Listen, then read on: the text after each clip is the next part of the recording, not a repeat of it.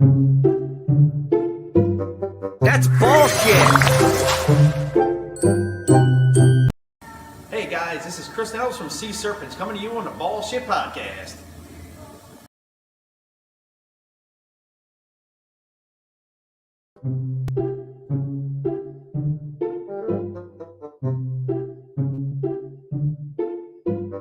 That's bullshit!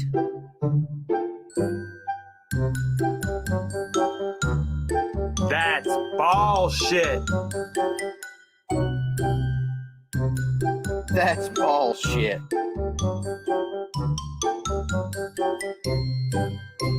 Well, hello, everybody. We got people waiting in the chat already. You guys are already going off, showing some love for my man Marshall tonight. All right, guys, I'm going to admit the first letdown of the evening. I flew out of the house and completely forgot to grab the micro SD card. So we don't have a pre-show or a post-show this time, but that's okay. Because after this past Tuesday's episode with Nick Mutton, you're not really going to ever hear another post and pre and post show ever again like that. So before I do my shout outs for my sponsors, let me shout out to the people in here waiting in the chat. First up, we have Heathen Hatchery. Good to see you. May Reptiles. Great to see you. Will's Hella Heat. You were not at the top of the chat roll today. Doug Knacker, everybody. Hey, thanks a lot. Kicking off the weekend right with a dose of bullshit. Hopefully we can give you the bullshit tonight. Marshall said he took the old lady out for some margaritas and some Mexican food so he could loosen up a little bit and get his bullshit on. So Strange, good to see you. Sponsor in the house. Otherwise, everybody else is just kind of whatever. Here's Phil. Phil chimes in. I'll catch a few of you more as we start in. Sponsors. Again, that's still getting that MorphMarket thing up. But, we don't really need to pimp them that much. I mean, how fucking hard is it to know the site that saved all of our collective asses? MorphMarket.com. You see them up here on the top right hand up there.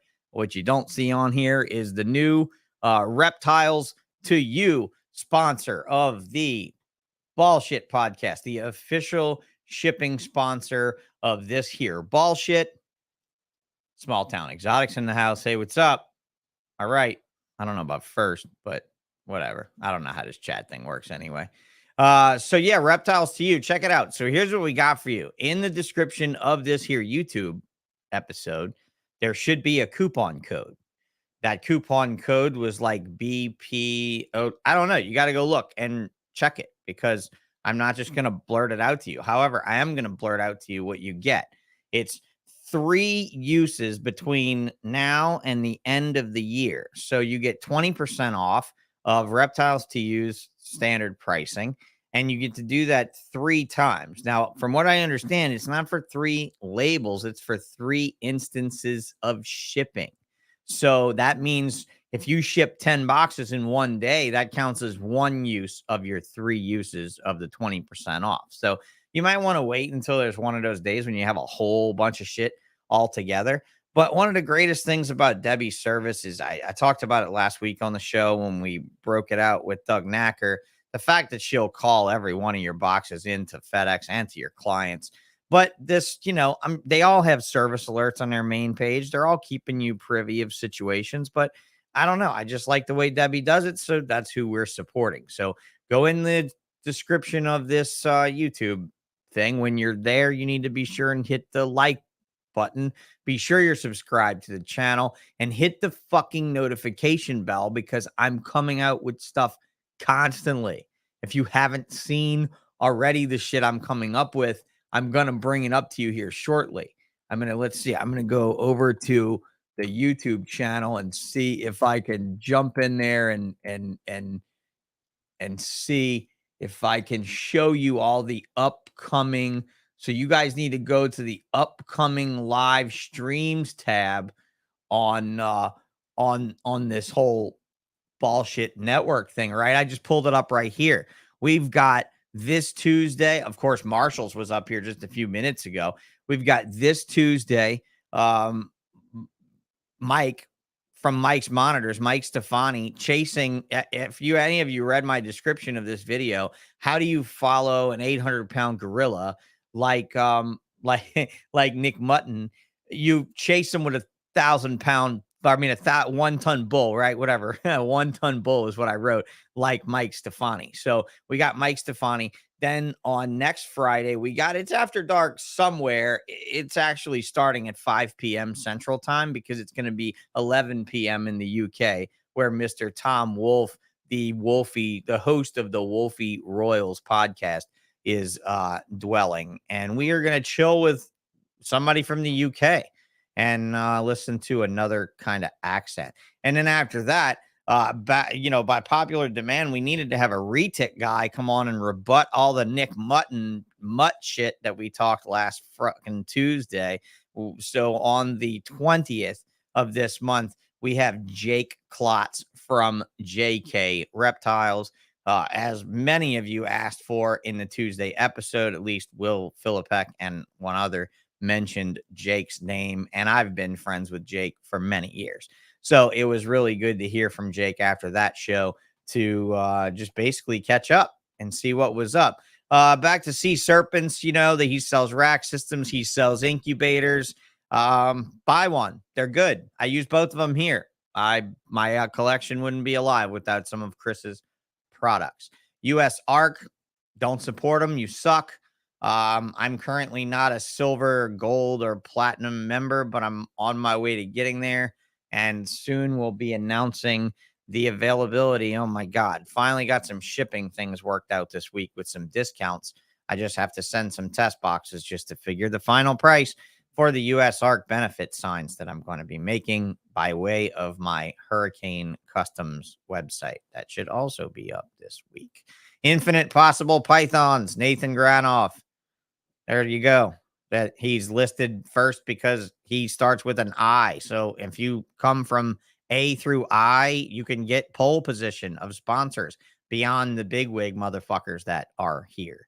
There's a few more people that have chimed in. Genomic, what's up? Ball Python Project, good to see you. Sorry I didn't make a call to you this week, Skulls. Good to see you too. Thanks a lot. And honestly, she could totally have called it Debbie Does Shipping, but I think that's probably going to be the name of the episode that Debbie finally does of a podcast, and it will be the Bullshit Podcast. So let me just say this really fast. I just want to focus on this one thing. If I text you to do my podcast and you've never done a podcast before, I want you to know not to feel bad about all the motherfuckers that you're going to step over to do this one first. Because several people that never did podcasts, like Lindy Johnson, and there's a couple other ones, Brian Sharp, had done one here first. And then after that, they popped their cherry and they realized, A, how good it felt to do a show like this and to expose themselves to the world. You like all those verbiages and stuff. Yeah. Expose themselves to the world by way of Sean and my little niche of porn here. Of reptile porn, if you will. Look, do the fucking show. Don't feel bad if you haven't done the Gumbo show or the I don't know. Marshall and I are going to talk about a couple other podcasts that he's talked to or listened to before, and we'll explore some other things there. But please, if I reach out to you and you've never done one before, come on and do this one. Because it's fun, and I won't let you falter. I absolutely promise you I won't let you falter. All right, back to these guys. I just realized that I missed Mad River's tab. Mad River's tab got closed, so I'm going to go to Mad River's tab next because he was in line. Mad River, John Woodruff, we're on, dude. Like, this guy is going next level. He's had his sponsor Bullshit Podcast thing printed out on his table at the Reptile Show here. You can see it in the corner over here. He's repping the podcast everywhere he goes. I don't know why the other sponsors aren't doing that. Steve Beamer, hey, he shared a podcast announcement today on Facebook. Thanks, Steve. Appreciate that. Savages they're not in the house yet tonight unless I missed them. If they're not in the house yet tonight, then I don't know where they are because I know they're not in fucking Vegas. Shane Kelly's in the house though, And Shane Kelly's also in the Fat Man house. And I don't know, you're also in the MJ Trap Talk house as well. So Shane goes to all the house parties with his money. Why don't you? Strange Creations. Yeah. What's up, Strange? How you doing? Good to see you here. The first sponsor to chime in to the bullshit thing tonight. And then NOCO Reptiles, he says he has hardly nothing on there. But we're going to get to my boy right now, who I can't even remember when I met. I know at some point he was more or less just kind of like a quiet lurch at a show. And I was wondering what the shadow was over me while I was trying to look at the ball pythons. And there was Silent Marshall standing behind me. And I only knew him as the quiet, nice guy who owned a Honda store, a Honda. Didn't know if it was a car dealership, a motorcycle dealership, or what. But he was always wearing a fucking Honda t-shirt. How are you tonight, Marshall? I'm doing great. How about you, Sean? I'm doing well. I'm doing well. Yeah, I don't remember. I can tell you right now, you remember hearing me before I remember seeing you. Oh, absolutely. That's for sure. Absolutely. That's the only thing I can figure out, whether or not, oh, yeah, Savage has been here. Apparently, they're just creeping. Have you seen this fucking guy, though, right? You've seen Ricky Savage. You know what Ricky Savage looks like. Ricky Savage, if you're creeping, somebody's scared. Somebody's calling 911. So yeah, dude, how are you, man? I'm doing great. Just I'm there with my wife, Jessica, who supports me like crazy here. Yeah, Jess has been a good. Jess has been around. Yep, I've known Jess to been the supporter for as long as I've probably known you, or at least damn near it. I only remember, like, I can remember. It's funny is I can remember my first really experience with reptiles was the 2004 Daytona Reptile Show, and you know, doing that for Mom. But I always remember your display with the little flame tikis or whatever. That's what I always remember about you. And then really getting to know you in Arlington, really doing that show when it was only once a year in the spring. So that's my first memory of really hanging out with you and stuff like that. And I didn't do the first one. Tim did the first one with Mike Pinnell, because Mike had, pythons in a pear tree. Mike had a table at the very first Arlington, since he's not far from there. And Tim was like, bro, this show was off the chain. But that's when I didn't really know if I believed in a big Texas show. I didn't know that NARBC could just roll in that motherfucker and blow it up. And honestly, I wasn't prepared for the clientele either, right? I mean, if you remember, it was pretty impressive in the earlier days of Dallas. You know, I mean, the clientele were advanced. They weren't as advanced as they were in Tinley Park. But then again, they didn't have Chicago Reptile House for years feeding them good information either. But yeah, dude, that show was pivotal, you know, for meeting you. But I mean, I remember you from Daytona, from the early days of Tinley. I mean, what was the first Tinley you went to? 2004 was my first Tinley, actually. Okay. So I was in 2000. We were there every one from because it wasn't twice a year until like 05 or 6 or something. I think it was even later than that, maybe. Yeah, maybe 07 or something like that. And I think that I went every year for the first few years. And the first one was in October of 2001. So I think it might have been like 2010 or 11 or 12 or something. I think it was way later than even what you're thinking. Right. Maybe so. Maybe so. Maybe so. So, like, you know, being at that show, you didn't have a table at a show forever though, right? Like you weren't a vendor. Maybe I think my first big show was Arlington, and that I think was 2006 or 2007. And then I didn't get into Tinley for maybe another couple of years after that. Okay. You did your own tables in Arlington then, or you were with somebody? I did, yeah. And I remember me and you shared a few times. We shared tables. I was known as Zipa Reptiles because my daughter used to say Zipa instead of pizza. And I thought that was cool. And then a couple of years later, I ended up changing it to NOCO Reptiles, which I think is better. So it was cute before. Now it makes more sense. Right. And we were talking about that somebody chased your tails and also named their business NOCO, even though I know you reached out to them and tried to appeal to their better senses. So, guys, we're talking to NOCO Reptiles, the original Northern Colorado reptiles from Fort Collins, Colorado, not NOCO Exotics. I don't have a problem with you, dude, other than the fact that you didn't pick another motherfucking name. Like, dude, you could have just picked another fucking name, kept the peace. You wouldn't be on bullshit getting shit on right now because you probably have nice snakes on MorphMarket, and other motherfuckers are probably going to He seems to accidentally have click on really your nice shit. stuff. Actually, I can't. Yeah, I'm sure he's got great stuff, but he's got a shit sensibility of the market if he's going to call it NOCO Exotics. You know, I mean, I don't have to bring up fucking Gabriel, do I, when he fucking called it cutting edge exotics after Vin Russo's cutting edge herpetoculture. You're like pissing in the wind of a fucking legend, son. And maybe Marshall's not a legend in the eyes of Coloradans, but Marshall's a fucking legend in my eyes, and a legend in Gilly's eyes for having the shirt that you have on. So thank you for repping US Arc. Gotta support US Arc. So on the way to you, them forever. Yeah, ever since ever. So on the way to you soon is one of these as well. Dude, I have had torrential rain. Unless you guys want me to spray paint in a facility of animals and write about how they all died, or I died, or something combusted, because it has stormed here every fucking day for 2.5 weeks. And I cannot go outside and paint MDF signs in the fucking rain. And I don't have a spray booth. And I'm about to like outfit a room in here with a ventilation system that we can just spray paint in, or buy an airbrush that I can use a trap with, or something, because I can't ever I'll never get these signs done for people if I can't paint them. You can't, you know, it'll be like do a little tent, use your vacuum table. DIY. Vacuum. Yeah, maybe. I don't know. I mean, I probably could use the laser vacuum thing, but I would rather not get too much paint all in the fan motors and shit. You know, like they got special motors for paint booths, right? That suck through filters and shit, so where you're not sucking all that paint into the motors, you know?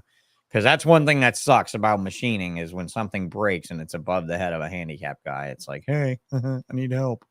So I'm trying to avoid that, but yeah, so tell me about the start with things like, so Honda was obviously a huge thing in your life, and it was a Honda motorcycle dealership, everybody, to clarify. Yeah, but tell me more about that. Was it you and your father? Yeah. So I've been into bikes and stuff like that for many years, and living in Ohio, and just saw an ad in the back of a road racing world or something like that, a couple shops for sale, and me and my dad got together, and both actually were in Colorado, one in Boulder, one in Fort Colorado. Well, it was Loveland then when I bought it, and picked one of the two and went for it. So that was in 97. Moved out here to Colorado, and that's how it started. Okay. Yeah, we see the big Honda H behind you. I'm assuming that's part of your sign. Yeah, that's vintage Honda there for sure. Yeah. All right. So where did ball pythons or snakes in general creep into your life? Well, so, I mean, people ask that all the time. And how do you get into something like this? And my answer is always, I remember as a kid, we moved houses when I was about 5. And I remember that move. So before 5, in the basement of our old house, we had a metal-sided glass aquarium that sat down in the basement.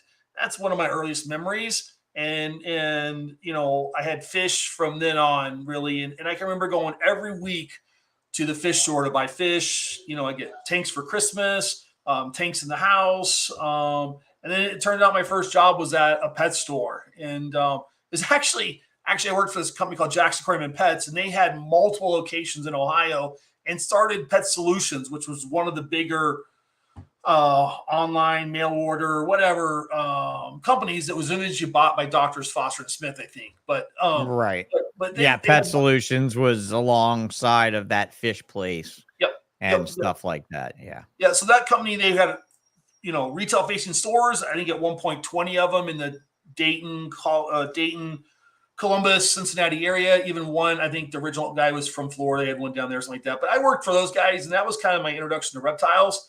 But I was always a fish guy. We've talked about this many times, which I think a lot of reptile guys are fish guys. A lot of fish guys are reptile guys. Yeah, the bond is definitely there. And the kinship goes into bonsai trees and a lot of other, like, transcends into a lot of other strange hobbies that you don't necessarily connect on the fundamental level, but that the people and the personalities are very similar, you know? Yeah. So that, and then when I moved out here to Colorado, I at one point had about 1,800 gallons of African cichlids, mostly Tropheus and some Frontosis and stuff. I first got into Gila monsters, was the first thing I really got into. Dr. Seward is here in Colorado. Got to know him. bought some Gilas from him, and that kind of got me back into reptiles from my original experience. My first reptiles were bought at the Mid Ohio Reptile Show, which is one of the original reptile shows. Was that Ohio. Don Hamper's show originally? It might have been. I don't know at the time. I mean, that would have been like 90. Because Don Hampers would have been in Ohio, would have been the very first reptile show ever. Yeah, it would have been ultimately the 90s, probably is when it happened. And I bought two snakes there. One is just terrible. I hate to really admit it, but I was keeping them in Tupperware in the house, and one got out. I got a call from my mom. She's on the table. It was, and is a milk snake of some sort, the one that looks like the coral snake. So I get the phone call. My mom's on the table. My dad's calling me, and the snake got out. And so that was kind of my first reptile stuff. And I didn't do much after that. It was mainly fish. And then once I got here to Colorado, I got back into fish, had a bunch of that stuff. And then I got some Gila monsters. And then what really got me back into reptiles was basin emeralds is what I was really hot about. And that was my first visit to Daytona in 2004 to check that out. That was hurricane year, so I got in Sunday or something. Yeah, you came in for what? Hurricane Charlie. Was it Charlie that hit the show? Something like that. Something like that. So. Yeah. Yep. Hey guys, this is good shit. Hit the subscribe button, hit the like button. Hey, let's do a shout out to Frizzy in Australia. Good afternoon down there in Australia. Limey. Love seeing that. And look, Limey, we will definitely circle back to fish. Me and this guy can't talk for a couple of hours without circling back to fish, bro. We will swim back that direction. Do not worry. But yes, subscribe, like, hit the notification bell. Thank you guys for coming. But yeah, man, it's so Emerald Amazon Basin Emmys. How far did you dive into that before I got you three reversed? of those. Three of those things. And who'd you get those from? Who was your guy of choice? You deal with Noah's Boas? No, I'm trying to remember. Who else was doing them back then? Stan Shearis. Stan Shearis was big in them. So I did go to Jacksonville and meet and his name completely escapes me now. And that's the main reason I went to Daytona that year, was to meet him and check that out. And after going there, I went to they don't have the show anymore, but I went to NARBC that year. And I also went to Prince of Persia. There was an NARBC show in that part of Philadelphia. And I don't know how. Oh yeah. That was the Philly show. The Philly show ran for what, 2 or 3. I never went up to the Philly show. Yeah. The one time I was going to go, I just let everybody run up. And then I remember calling Barchak, and Lori answered the phone. And I'd asked her how it went, and she said it was a nightmare because of the unions showed up, and they wanted to hang everybody's banners, and they wouldn't let anybody stand on a ladder or stand on a chair or carry anything into the center or whatever. Limey said that was in Virginia, but yeah, no, that was in Philly as well, wasn't it? No, maybe not. I remember Prince of Persia is what I remember. Right. Yeah, I don't know. There was a few different things that bounced around. Because, I mean, remember, NARBC did that one show in Houston, too. Didn't you come for that? For sure. Didn't you come for that? Weren't you hanging out with me? We drove out together for that, actually. Yeah. Yep. Yeah, that's what I thought. And then we, hit Daytona or something afterwar's? I don't remember what. That was another one where I came out. And yeah. When I was doing snakes full time, I did that for about 4 years. So many trips we did together. I don't even keep them straight. Yeah, for sure. But yeah, I did that show in Nikolai. Is that the name? Nikolai Skull. He was in Jacksonville. SKOL stuff. Skull, something like that. I remember. No, maybe not. I don't know. But I learned that those were not for me. They're not. I've learned that I'm not a high maintenance type of person.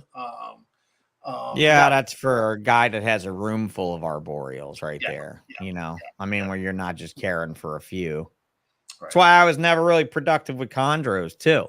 Having half a dozen chondros doesn't work. You have to either have 40 or no other hobby than 3 of them.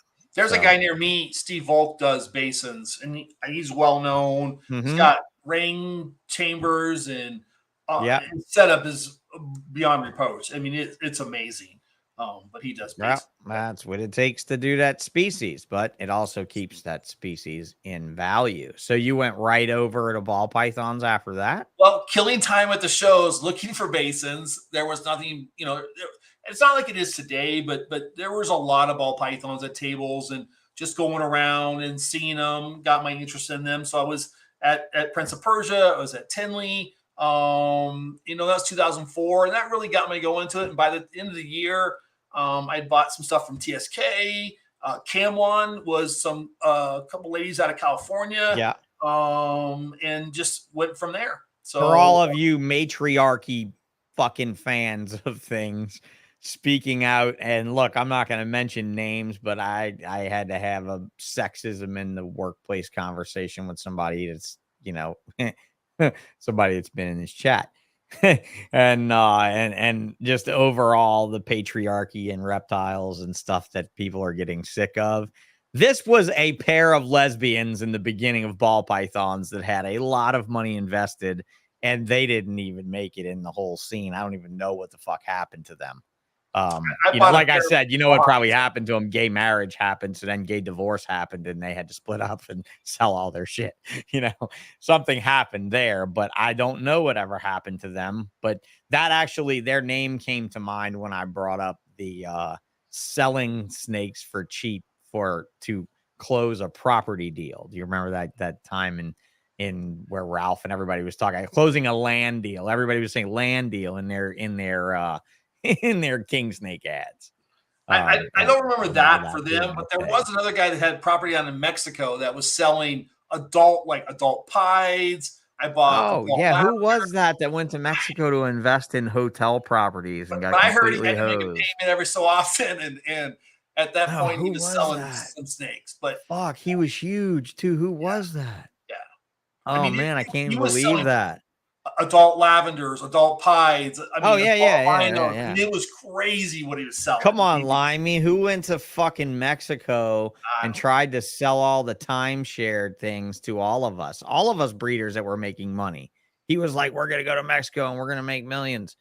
Oh, fuck. Who was it? It wasn't Jeremy, but it sure reminds me of him.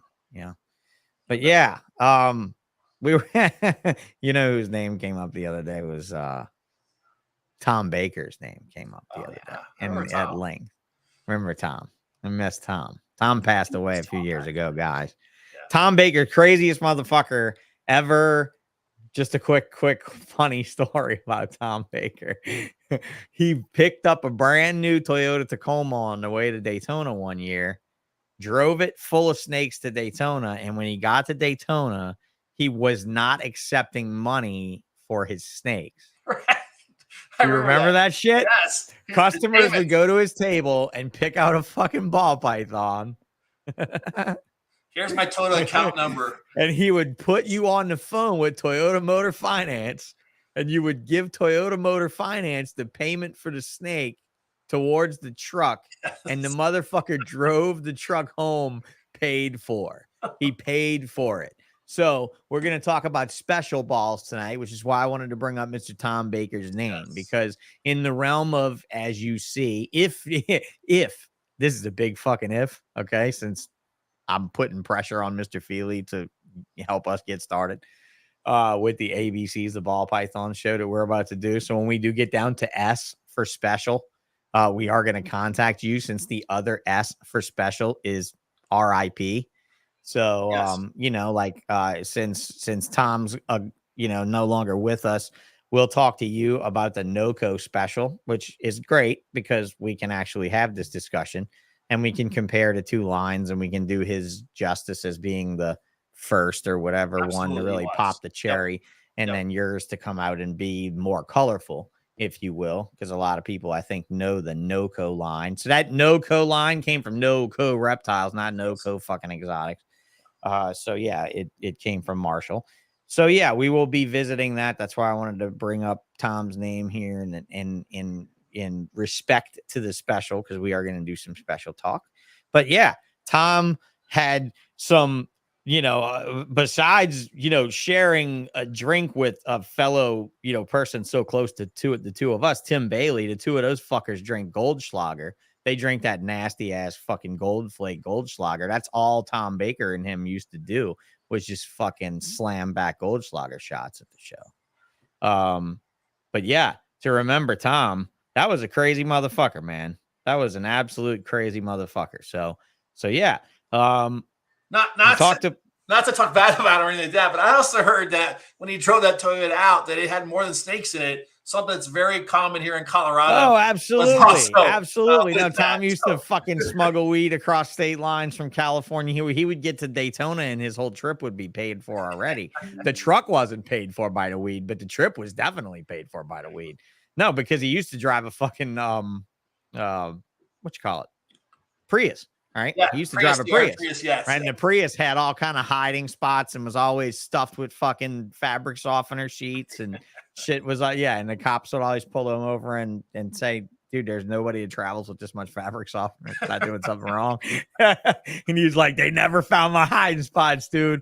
I mean, and I mean, we're not raining on his parade. We can talk about the ghastly fucking strippers he would take home to Daytona to the Hilton in front of all of us, dude. Remember the chick with the fucking skull and crossbones on her throat that he took pictures of all that night, and then she came back to the show all weekend and hung out with him, and he couldn't get rid of her. He had this fucking skank attached to his table the entire weekend.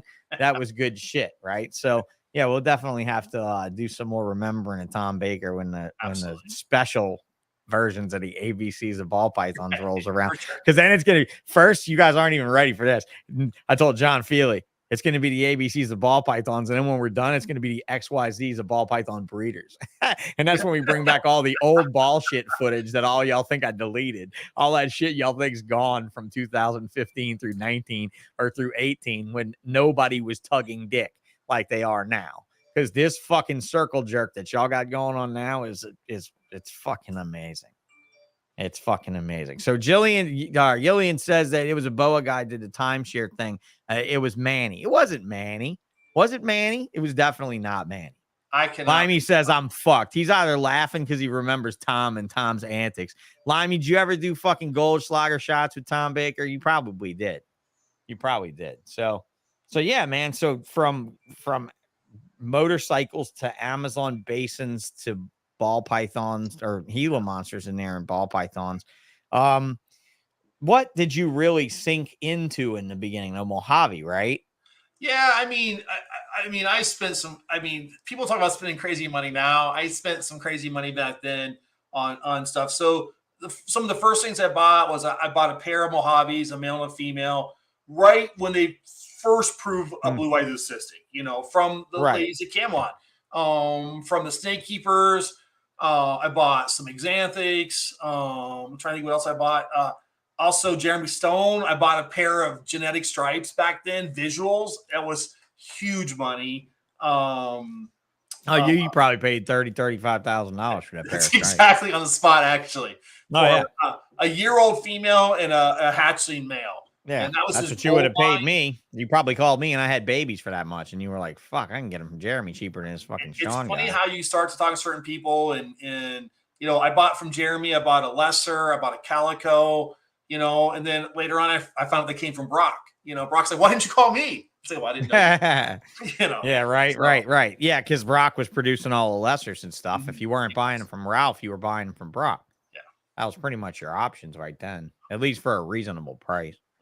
You know, so that was kind of the original stuff. You know, I'm sure I'm forgetting stuff. You know, but I mean, Forward Motion, shout out, dude. Thanks a lot. I appreciate that. We are moving forward. Forward Motion says, glad to see Sean pushing forward. Hopefully, I'm not pushing forward that much. I might push you right over. Forward Motion might push them backwards. Look out. So when did you change the name to NOCO? I don't remember the exact year, but I was probably Zipa for a couple years, and then NOCO just seemed to make more sense. And I don't know. It's something to do. Although it was kind of confusing when I was doing Cali shows. I started to do a bunch of Cali shows after I sold what was Interstate Honda at the time. And it was, everybody thought I was from Northern California. Like, no, Northern Colorado. There's no L. There's no L, there's no O in California. It's way like there's an O in it. I know there's a fucking O in it, but it's way after like other vowels. I don't really get that. I don't get what that means at all. I don't see what that means. That's it. That's why weed is so prevalent in Southern California. That's what you were dealing with. A bunch of potheads that couldn't connect the NOCO with Colorado. I mean, it is what it is. But it's my guess. Right. And we go over and we look at your logo, then it's very obvious if we look at the NOCO logo that we see. Whoops, I shouldn't have clicked that. But yeah, that we see the actual logo of your company here. There we go. Yeah. So we can actually tell you're in Colorado with that shit. Because whatever that shit means, I know it's in Colorado if it looks like that. Once you're in Colorado, you kind of adopt it. It's kind of the gold standard. I mean, you're so what's that all about? Explain the whole circle thing to me. Is it the flag or what? That's basically the flag. The C flag of Colorado. It's just moved over a little bit. So the Colorado flag is that C with the yellow O in it, and there's a funny story. I was just in Colorado in general. I was reading like a Yahoo thing and something like that. And somebody moved from New York to Colorado, and the flag is so prevalent out here. I mean, everybody has the flag on everything. It's in everything. It's designed in everything. I got like a Millennium. It's like Mike the Tiger in relation to fucking Louisiana, even though LSU sucks ass. So the lady thought for the first month she lived here, that was the flag for the sports team for the Broncos. And she finally realized that was the state flag. And it is literally everywhere on everything. Everybody sports it. Colorado's one of the states where it's similar to like Texas is the one I think about that's like that. Right. Yeah. So yeah, I don't if you've got state pride like a Texan, I don't know that you should be bragging about that. You know what I mean? You got that level of state pride. Go you. Well, I was in Ohio until I was like 27. I was in Ohio until I was like 27. I didn't have a Buckeye shirt or Ohio shirt, so I got about 3 years. So now you just assimilate into the Borg. So you did jump into tri-stripes way sooner than a lot of people did, but that was not by like you had your own tri-stripe or what? That's a pretty interesting story. People ask me that all the time. What line is it and stuff like that. And my story is always so. Being new and I bought a lot of stuff from the snake keepers. I was traveling a lot for my work. I go to about 6 different locations about 4 times a year. One of them was Southern California, and I asked the snake keepers if I could come visit. And they said, yeah, sure. Come on over. So this is in Palmdale. And when I was there, they showed me their unproven tri-stripe male they had. And this was, I'm guessing like 2005-ish maybe. So I saw the mail and I bought some stuff from whatever, but a year later, I don't even know how I got on it. I was on some sort of M&S Reptilian, which is Stefan out of Germany, on an email list, and on it were 2 tri-stripes. And one was nice, and one was okay. It, halfway down the back of it got more of a normal pattern, and I was like, "There is no way this is genetic." Let me just say this: A, I don't think it's recessive. B, if we call it recessive, I will honestly tell you guys there were more wild caught tri-stripes than probably any other recessively caught gene in Africa. Okay. I knew of 8 proven male tri-stripes from Africa in that time period. Just to clarify that, like, there was never 8 pieballs. There was never 8 fucking albino. Yeah, there was 8 hypos. There was like fucking 3,000 hypos, but that was the most prevalent. That was the oldest morph. Ghost was the oldest morph. So, if we go back to it for all of you youngins, which is basically every fucking person here except for me and Marshall and Limey was keeping crested geckos and shit back then. I don't even know if Limey was that into ball pythons right then. There's not a lot of people in this list, a group of people that go back to that time period where we can honestly say that there were fucking many tri-stripes that came in, and Stefan brought in, I want to say like 4 of them of the 7 or 8. I later learned that that's where the TSA got theirs too. Is my understanding is that's where that came from too. So I mean, I started selling heads in probably Oh, and so many people 2011 or said that something. they weren't going to prove that out too. Like Colette was like, "Oh, everybody's telling us we're not going to prove this," and I'm just like, "Well, the funny thing is there were other snakes that Colette has that were far crazier than that didn't prove out, which are really bizarre." But yeah, but the fact that your tri-stripe you got from him proved out, and you did breed it into TSK's stuff at one point, or you didn't. Somebody else I've did. never done that, but my story is, I started selling heads in probably 2011 to some big breeders, and I've never gotten a phone call. Hey, one, it never proved out. I mean, I pride myself on what. Oh yeah, no, I mean, I've hatched tri-stripes from your stuff, and I've hatched tri-stripes from your stuff bred to their stuff. I'm pretty sure. I'm almost positive. I don't even know if there is a line that's proved not compatible from like the D stripe and stuff like that, Right. So. Well, I was concerned originally because I was selling animals off that butter tri-stripe that I got from Maddox that he made out of the blue. Because that's another thing, guys. Okay, so Brian Maddox, right? Not Andy Maddox worked for Nerd. Brian Maddox was his name. Brian Maddox. Okay. This kid worked at a fitness club. His wife was pregnant, girlfriend, fiance, whatever, was pregnant. She worked at the same fitness club as him. They made no money at the time. They were moving from place to place trying to save. The kid hatched. He wanted a ball python. So a friend of his said, look, go on kingsnake.com and read this forum about ball pythons. And he went on there and people were talking about these wild caught female normals from Africa being sold by, who was it? Ian, right? Yeah. Outback Reptiles or John at Next World Exotics. I always remember John. Yeah, Outback and John at Next World John used to flip a lot of stuff for Ian before that Josh kid started running it or whatever. Josh, whatever his name was. Yeah, so this kid convinced himself, if I'm going to get a ball python, he had a boa constrictor, a leopard gecko, a corn snake. He wanted a ball python to add to his collection.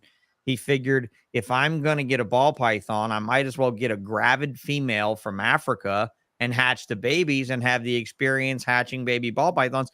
Then I can sell the babies for what I paid for the adult and I get a pet for free. That was his mentality. So he goes and gets this ball python from Outback, gravid female. They were like 125 shipped or whatever for a female gravid normal from Africa. He gets like 5 eggs, something like that. He hatches them. One of them comes out insanely striped like these ones in the photo. And he grows it up and he thinks it's weird, right? But then he gets in all this financial shit. And his friend tells him, dude, I saw these snakes like you've got on this website. They're fucking like $13,000 a piece. All right. Like 14, 15 grand and shit. Like they were expensive because that was right when TSK was really starting to sell them. Right. So I want to say she opened them at like $15,000. I thought it was 20, but 20, maybe 20. By then they were down. This was like a year and a half later, 2 years later. But this female was almost completely, fully fucking grown that he had.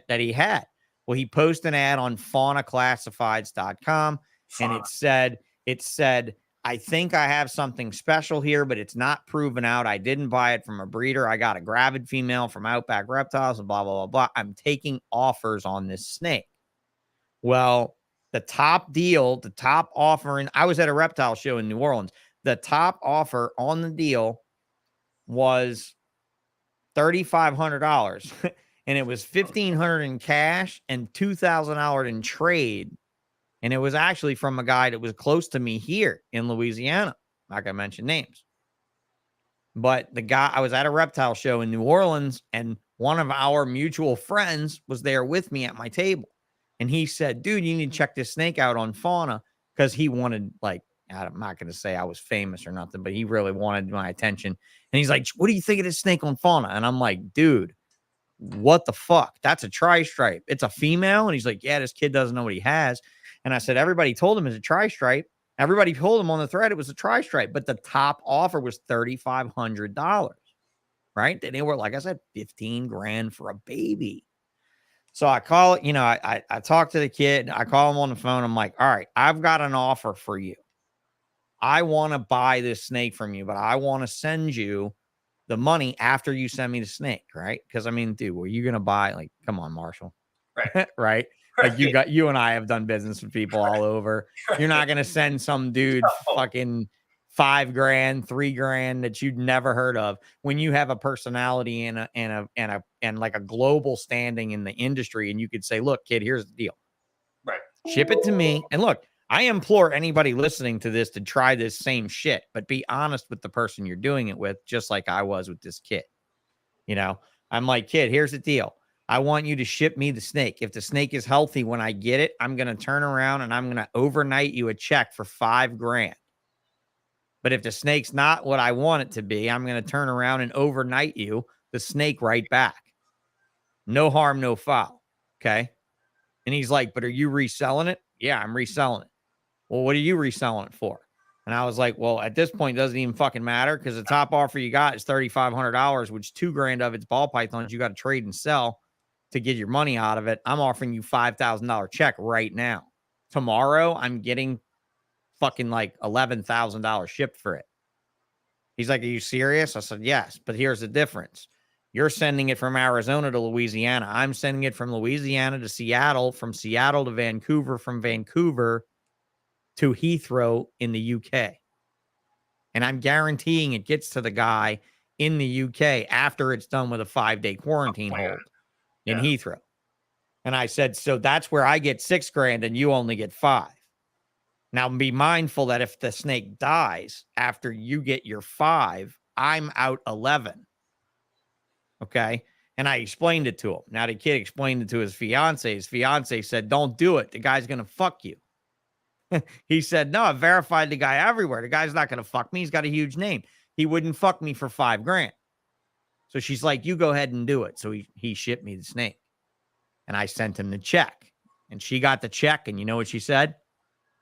It's going to bounce. Watch. It's going to bounce. And this poor guy's wife doubted him for weeks until that check never came back. And I shipped the animal over to the guy in the UK and he was thrilled because he had bought a bunch from Colette for $15,000 a piece. And he just bought a full grown female for me for 11, And so it was a sick deal. But the fact that the kid hatched a tri-stripe from a wild female import.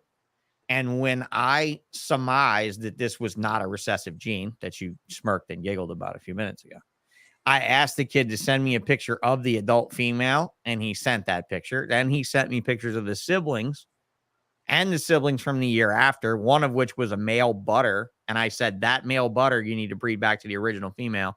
He did that the next year, and that's how he made the very first butter tri-stripe. That shit was easily, in that area of Africa where they're collecting, the most common gene there. So, I mean, sorry, that's a long-ass story, but it blows my fucking mind that this kid hatched a wild tri-stripe and then went on to just go ahead and pull the hets he needed to pull to just keep hatching them. And so, dude, it ain't a het. It's not recessive. It's as recessive as Nick Mutton was saying piebaldism was the other night. In no snake is piebaldism recessive, including ball pythons. So what do you think about tri-stripe? And wait, I was telling this to Brock at my table when Colette was going to the bathroom. And Colette came by after Brock left and said, can you please come to my table and explain to me where you see the het in het tri-stripe? They mark up like crazy. Dude, they mark up like fucking mad, man. They're crazy. So if any of you have any tri-stripes in your collections that you want to go look at het tri-stripes or whatever, what you need to look at is these alien eyes that turn into these little specks. It's like the alien eyes reduced to like a little speck. I could almost go through this dude's shit, which he doesn't post anything on Instagram. No.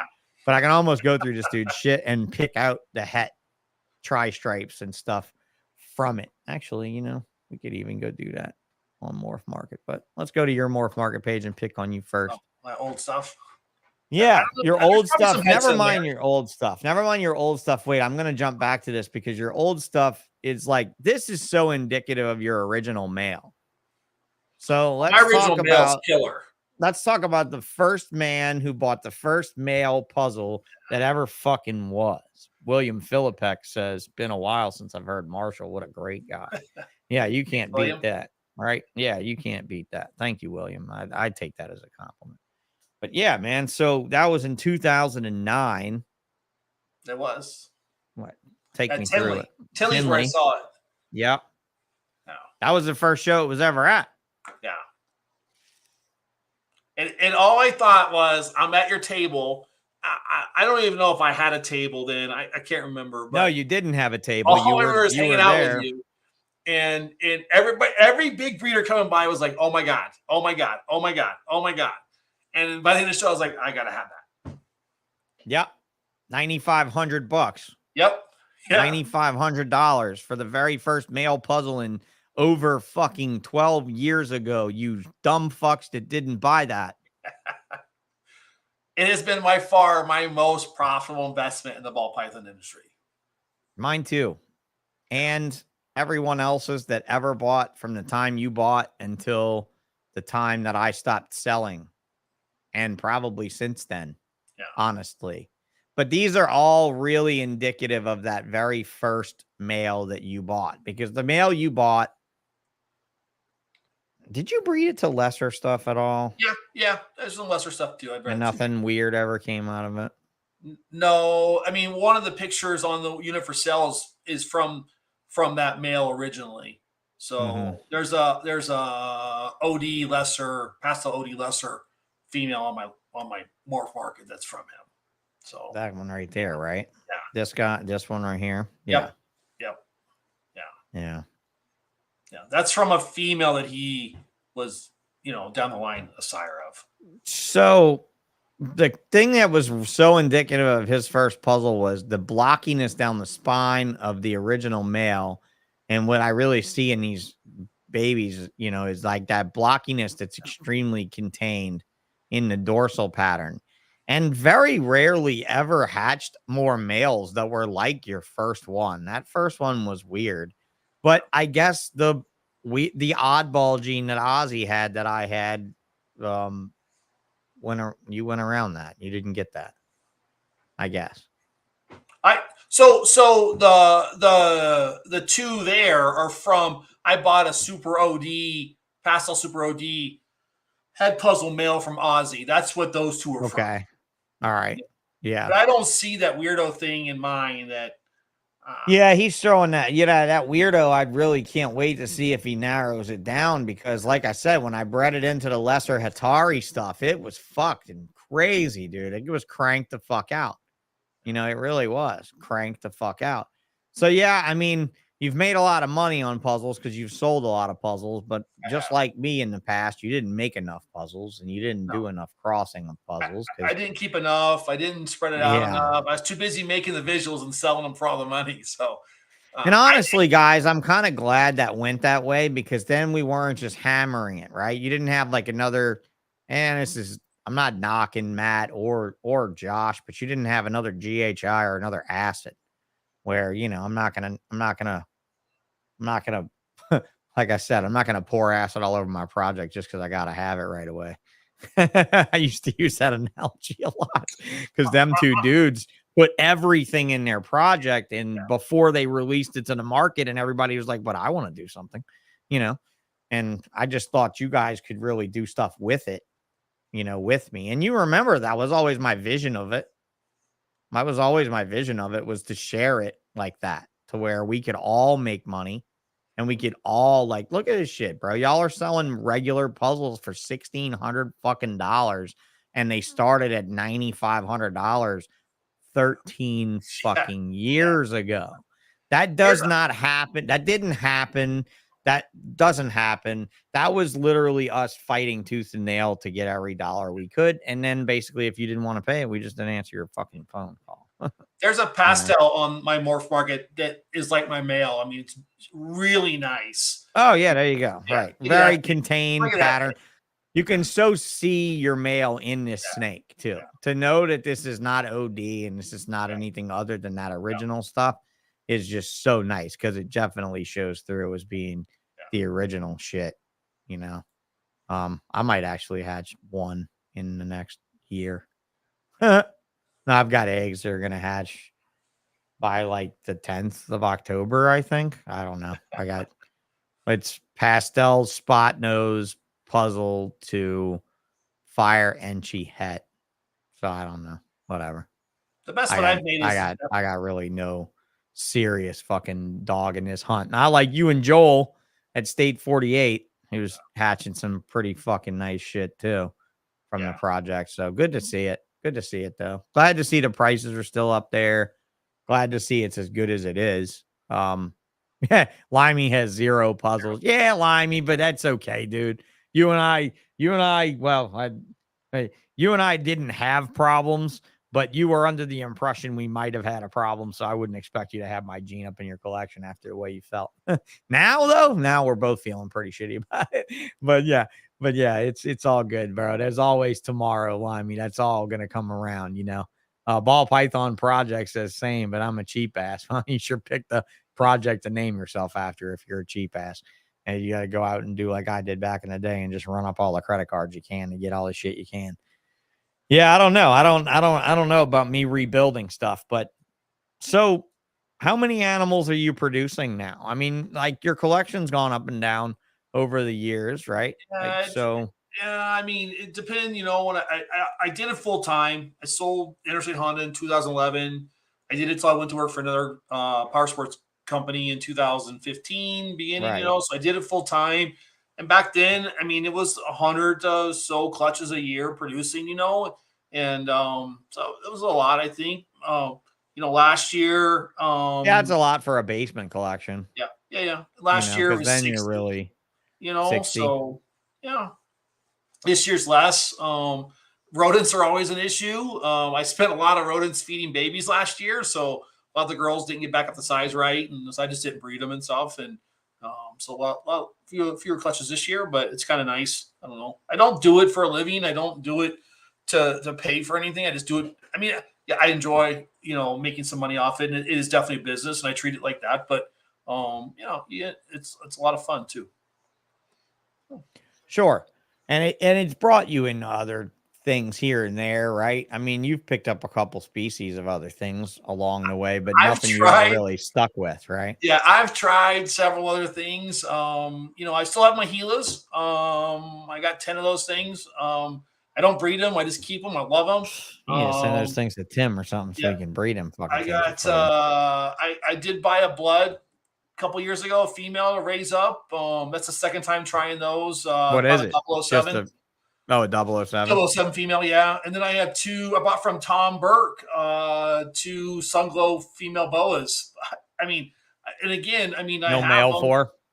I bought a male for him. I bought a blood Posset albino for him. But I've not even tried to breed them. I mean, they're 10-year-old.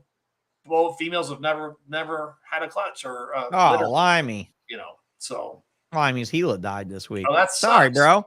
Yeah. That absolutely sucks, man. Absolutely sucks. But yeah, for sure. So you never stuck with any of that stuff, but you still got it, right? I mean, you still got it. And it's just like the fish thing. I mean, Limey wanted us to circle back around to the fish thing. You know, I mean, because I remember you had tanks in the basement and all that type of stuff. You know, I just lost. Well, it's been 2 years now, but I had bought some wild caught frontosas in like, I want to say 1999, and I just lost my last male who was massive with the huge head bump and beautiful fins. I lost him like 2 years ago, but I mean, he was a 20-plus-year-old fish that. Yeah, that's crazy, man. Yeah. Crazy to think those fish were that old. Yeah. You know, most people see those in the pet store. And I had a Stenodonis angelicus that I brought from Ohio in 97 that passed like a year before him. So I don't know. And then I don't know, 3 years ago, I was designing low tanks for stingrays, and I was like, I'm getting me some Leopoldi or whatever they're called. Yeah. Freshwater stingrays, and that's what I'm doing, you know, and didn't do it. Well, I mean, that's another fun basement sport that I see a lot of people end up doing, you know. I mean, they come back around to it. You know, it seems like a lot though. Like I never did it. I mean, if I wasn't in the wheelchair, I probably would have gone down that road though with freshwater stuff, with freshwater rays and stuff like that. And ultimately, you know, the shop was extremely hard for me like that. You know, it's like I asked the guy that bought the store from me now, I said, do you see now you've owned the store for 3 months and you own it with your wife and your 19-year-old son, and that's 6 fucking legs between you that work. Yeah. Okay, yours might not work all that great sometimes. Your wife might get tired. Your 19-year-old son never runs out of energy. But to be totally straight with you, the amount of physical work it took to run the store, and then considering they have 3 times the manpower of a regular single person, fuck that. You know, at this point, I'll be honest, I recruited some helpers this week and we went next door into the reef room. And because, like, look, when I sold the shop, whatever, like, piles of PVC pipe that I had at the store, like, stowed away, all that kind of shit that I knew the new owners wouldn't really use, that I would either use or be able to I don't know, utilize in my operation some kind of way, even if I cut the PVC pipes into perches for fucking carpet pythons to sit on. We piled this shit in the fish room behind, in the couple doors over, and I'm not gonna lie, it was a fucking mess. And we fixed the air conditioner to run because I don't want mold and shit growing in the room because of the moisture and everything. But we've had no corals running in there. We've had nothing running in there. So last night, Earl and I hooked up the pumps and we got everything running. And I poured like 10 pounds of citric acid between the systems just to run them. And I guess I'm going to set up some coral tanks. I don't know. But with the plastics business here, with the Hurricane Customs business kicking off, honestly, I'm probably going to be selling frag racks and all that kind of stuff. And so I wouldn't, if I'm going to be going to, well, no, I'm going to be going to coral shows and shit, then I might as well grab a couple frags and things like that, and I mean, I hope I can make some money with the ancillary aquarium goods, because ancillary reptile goods are so hammered, it's ridiculous, especially like rack systems and stuff. So many people making them. I didn't get into this machining business to make snake racks, that's for sure. I looked several times at buying a CNC router table and doing that, and yeah, it was more feasible when you had to bike shop than anything to be able to make, do any crates or any custom signage for people if you had clients or whatever. And honestly, that's more or less the geek of it in me now is going to be making these US ARC signs. And, the logo for the Hurricane Company was just finalized this week. So I'm able to now engrave it on the back of these signs. Nice. So hopefully whenever we ship out the US ARC signs, if somebody sees them, some of you guys, especially NOCO's logo, because, your logo is so easy. It's as easy as that US ARC logo is, the laser and color and stuff and layer. And it makes for an impactful sign when you can layer, a few layers together and stick them all together. But yeah, so you sell motorcycles now. Circle back around to your primary job now. Yeah, no. So I'm still in the powersports business. So for about a year now, I've worked for a company. So it's an auction. I work for the largest power sports auction in the world. And my job is to get consignments in. So I visit dealers in 4 states, and that's what I do now. So I travel a little bit and work on the phone and work from home mostly now, which is really nice, actually. All right. And is that like what, since COVID and stuff, that's been a thing for you? No, a year. Is that when it started? No, it's been a year. So I worked for a large power sports dealer from 2015 to 2021. And then got this opportunity to work for, it's called NPA, National Power Sport Auctions. And it fits me better, honestly. It gives me more time to do snakes, which I enjoy, more time with the family. And, I don't mind driving, as you know that. We've had some talks about my travels on the road and stuff like that. And I enjoy seeing the parts, it's 4 states. It's Colorado, Nebraska, Kansas, and Wyoming. And some are not so exciting, but some are pretty exciting. And I've seen more of Colorado in the past year than I've seen in the last 20 I've lived here. So I like that's pretty interesting. Yeah. So you would drive from Colorado to Daytona. You would drive to Los Angeles all the time. And then, and it's funny, like I want you to tell me about a story. I want you to tell me the story about driving to maybe Vegas and Los Angeles going the same way and going past that deserted building. So that's actually a pretty good story. So that's actually on the way to Texas, to Arlington. Oh, for Arlington. Okay. Yeah, I knew it was out there somewhere. Yep. So originally, when I was a Honda dealer, there was an auction in north of it was in Carlton, which is north of Dallas, north of the airport, DFW area. And I started driving, and I go south down 25. I turn left at Raton, cut down 287 down through Amarillo, Childress, what is it called? Not Wichita Falls, and then into Dallas. And for years, I've driven by two things. One was what looked like a volcano. Turns out it was. It's Copeland Volcano. And then the second was a building that looked like a Department of Transportation building, something like that. You know, I bet I drove by both of these things for 10 years, from 97 on. And finally, one year I looked up the one, and it is actually an old volcano, Copeland Volcano. It's in New Mexico, and so that was pretty interesting. But the building was the most interesting in that finally I decided to stop one time, and it turns out it was an old gymnasium for a school district in that area. And it is in the middle of nowhere. It's right on the border of Texas and New Mexico. And I've been stopping now 10, 11 years. At one point, there was a pair of owls living in it. You'd see the droppings and the little skulls and bones below. Yeah, you sent me a picture of a pile of bones, a completely neat, stacked pile of bones at the entrance of this building, and an owl was living, I guess, in whatever, up in the rafters or something, the rafters or whatever, and eating its food in the same place. Yeah, I'd hardly ever catch them because every time I'd pop into the window, they were gone before I'd just catch them flying out. But I've been stopping there in the last 3 years. Someone's painted this really cool locomotive in one of the rooms, and I've just watched the building deteriorate now for many, many years, and it's just, I don't know. It's cool to me. One of those things that we find ourselves doing on the way to a show. Yeah. You know, I end up stopping at the same fucking weird gas station on the way to Daytona. Well, not now, because now the time frame's off because we stopped. We used to do the same trip to Orlando every year, leave my house at midnight on Friday, drive straight to the show in the morning on Saturday, and go to the show all day exhausted. Well, we stopped at the same, there's a gas station like outside of Tallahassee that's run by these two old fucking people that live upstairs above the gas station and literally have like an oil change company hose, like a ding hose, you know, like a jingle hose.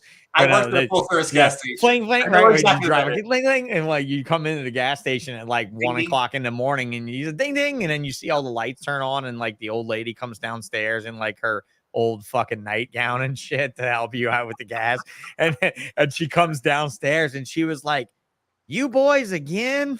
Oh, yes, ma'am. Yeah. Have we stopped here? Like we don't even remember when that shit is. But yeah, like the Savages says, that's probably an only in Florida story right there. Yeah, well, definitely dressed like they dress. And you know, he was attacked by an owl once. I was never attacked by an owl, and neither was Marshall, but he did visit the same pair of owls on the way to a reptile show every year. But yeah, man, I mean, stomping the road over the years. What's your favorite show you ever did, though? Like, what's your favorite one ever? What sits in memory as, because no show now is what it was, right? Like now it's all like, yeah, this is fun, but yeah, I mean, I don't know. I mean, I can remember going, probably the most memorable ones is I mean, of all of them, I always enjoyed Arlington, because we used to hang out in that hotel with Rick and a bunch of those guys and Tim and you, and you know, we all stayed at the hotel. We go eat dinners and stuff like that. That was a lot of fun. Yeah. That was good. But really, when it comes down to that was when before we started staying at the Sheraton, when we'd only stay at that Marriott around the way, guys. We never used to stay at the Sheraton with everybody else. Me and Tim Bailey. He's talking about Rick Cunningham and with Rusty's Balls. Rusty's, yeah, Rusty Davis and Glenn Polanco and all the old crew that we used to roll with. Even Barchak stayed there. Barchak didn't even stay, or Barchak's people most of the time didn't stay. And I think most of the time Barchak was hanging out with us there. Shit, that was back in the reptile radio days. You know, that was your only real one of these. Yeah, that's true. Well, I mean, Texas strip clubs were always fun. That's where I learned the rule not to go to a strip club with Lindy Johnson from Freedom Breeder. Oh ever. my God. I remember Yeah. some of those. Yeah. Did you were you? Yeah, you were with us that night. Yeah, You drove You drove us home baby that dolls. night. That was baby Yep, dolls. baby dolls. Because Marshall knew all the strip clubs because of the Honda. I knew one. Oh yeah, he knew of all the ones to go to, and every town we went to, it was like, "Hey, dude, I know of this place over here." I've heard about it. Yeah, I heard about it. Whatever. Yeah, Jess isn't watching this. Don't worry, she doesn't give a fuck. But that Yeah, was it's great. all I met right. KD there for the first time. That was Arlington. Oh yeah, Limey, you remember that hotel because that's where we met Kim at first. Remember when Kim was fucking 16? Yes. Kim Cadwalder was only 16. Like, you know, bodybuilder Kim, horseback riding. Kim's gone through a lot of looks over the years. Whatever. Yeah. Kim's still a badass. She probably still doesn't listen to my shit. But no, Limey and I were talking about Kim the other day. I was like, remember when we met Kim? Said, yep, that's true. It's just going to be me and you and Limey at this point. All the rest of you motherfuckers are too young. You're not, maybe not too young. I'm not saying there's some good senior people in here. I don't want to insult you like that, but you just haven't been around snakes like we have, you know? And then, I mean, strippers drive me back to the hotel with Matt from Pangea. Hey, and you know what, Limey? I'm going to get Matt Parks to be on this here podcast for an off-topic Tuesday because I think we would have a lot of fun talking about Matt at Pangea and how we actually met that motherfucker. And I had to go back down memory lane with Limey on the phone the other day, was that when he was drunk as fucking Daytona and he left his phone on the table and we picked up his phone trying to figure out whose phone it was, going through the photo roll and finding all the pictures of his girlfriend in the shower. Yeah, that was great. And Limey's like, hey, look at this is the guy. He's right over there. And there's Matt Parks just fucking face down in the bar, groaning like he fucking regretted his last Friday night decision in Daytona. And yeah, dude, Kim had elf. Yeah, Gilly, Kim had elf ears done years ago. I saw her at a show and she said, how do you like my ears? And I was like, I don't know. How do you train a Doberman to do tricks? I was like, I train my Dobermans pretty good at that age. I said, what can you do? They looked awful crusty. Her ears looked akin to my Doberman's ears. And fucking right, Matt Parks is of the solid fabric of reptiles, Limey. There's nobody that doesn't love Matt Parks except for the girl that was in the pictures from the shower, because I remember they broke up and it wasn't a good one. But no, Matt's been great. And I think Matt would be wonderful on an off-topic Tuesday telling us how he is more satisfied mixing his own powdered gecko diet instead of buying all of Alan's mess from back in the day. So Limey, maybe, just maybe I'll get Limey on a show one day. You know that, Marshall? Maybe, never, probably never. I'll get Limey by tricking him some kind of way. And he told me on the phone, you're not recording me, motherfucker. And I'm like, oh, no, I can't do it to you. As I much can't as he's trick you typing like that, bro. stuff in here. This is his answer. No. This is his answer. No. Not even no in caps. I don't even get capital no. I get just no in passing. He's already said no. It's fine. And yeah, you could talk him into that. You could definitely talk him into that. He's a public guy. Matt Parks is ready to be on the Ballsh podcast. Who did I book that I didn't list yet? Oh, you know who I booked that I didn't list yet? Marshall, you know, Chris Woodcock, right? The hook guy. Get Hooked, the dude that's always with Chris at C-SERPENTS. Oh, the Venom Life guy, the older guy that was the fireman or whatever. Yeah, so we got Chris coming on in October, I think. And then I don't know who I'm gonna have on the next one of these. Yeah, Chris from Venom Life. I can't ever keep track. I know he makes hooks. I know he made hooks. I didn't know who and how the Venom Life thing was done. But, you know, again, I've been out of this thing for 4 fucking years. So what, you know, some things change. But Marshall hasn't changed. Not a lick. So what's for the future? Do you have any other projects you've invested in? I mean, are you just going to work, try, stripe, and puzzle? Yeah, I mean, obviously recessives are the key anymore. I mean, you know, I mean, I've got a dinker that I've had for many years. I've still been trying to work on. I got Much Clown. I got a Stranger now. I got Oh, what's the brown snake? You're gonna probably hate me for saying that. What's the brown snake? What? Mahogany? No, Chocolate? no. The sunset? Sunset. Yeah. The brown snake. You know, which The is pretty. I brown like that. snake. I like snakes a lot. I like the snake a lot. You know, but just I think sunset's incredible. Yeah, I think I do like sunset it a just needs the right thing. Absolutely. Anybody done sunset puzzle yet at all? No. I have double heads for that. Growing up, you know, and I mean, across from me when I was in Tinley last year was Orion and stuff. I can't remember what shop he has, but he was across from me with the leopard sunset pies, and I was blown away from That sounds hot. orange they were and stuff. Who are we talking about? Ryan. He's up in the Minnesota area. It's Ryan and I cannot think. He does all the photography, like African photography. I mean, he's probably known as much for his photography as for his snakes and stuff like that. Man, it'll come to me. I feel bad. I can't think of it right now. But I'm looking through Ryan's on MorphMarket. He's got a shop up there. 89 Ryan's. Yeah. Gosh. Oh, Captive Red. Captive Red Specialties. Yeah, Ryan Hill. Yeah. Okay, them two. Yep. Yeah. That's Ryan and his boy. What's his name? What's the other one's name? Well, if I don't know that, I would have said that too at the time, but I can't remember it either. Fuck yeah. Sorry, guys.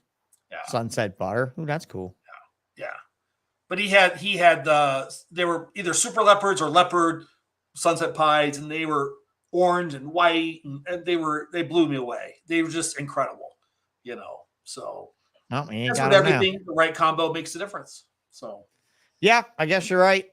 I guess we never saw a puzzle really. I mean, I saw a puzzle doing things, but I pushed it forever. Yeah. I'd hope people had taken it a little more serious. Can you believe I got to do his fucking list with John? Brilliant idea of mine. Do you think that's a good idea? It's fucking insane.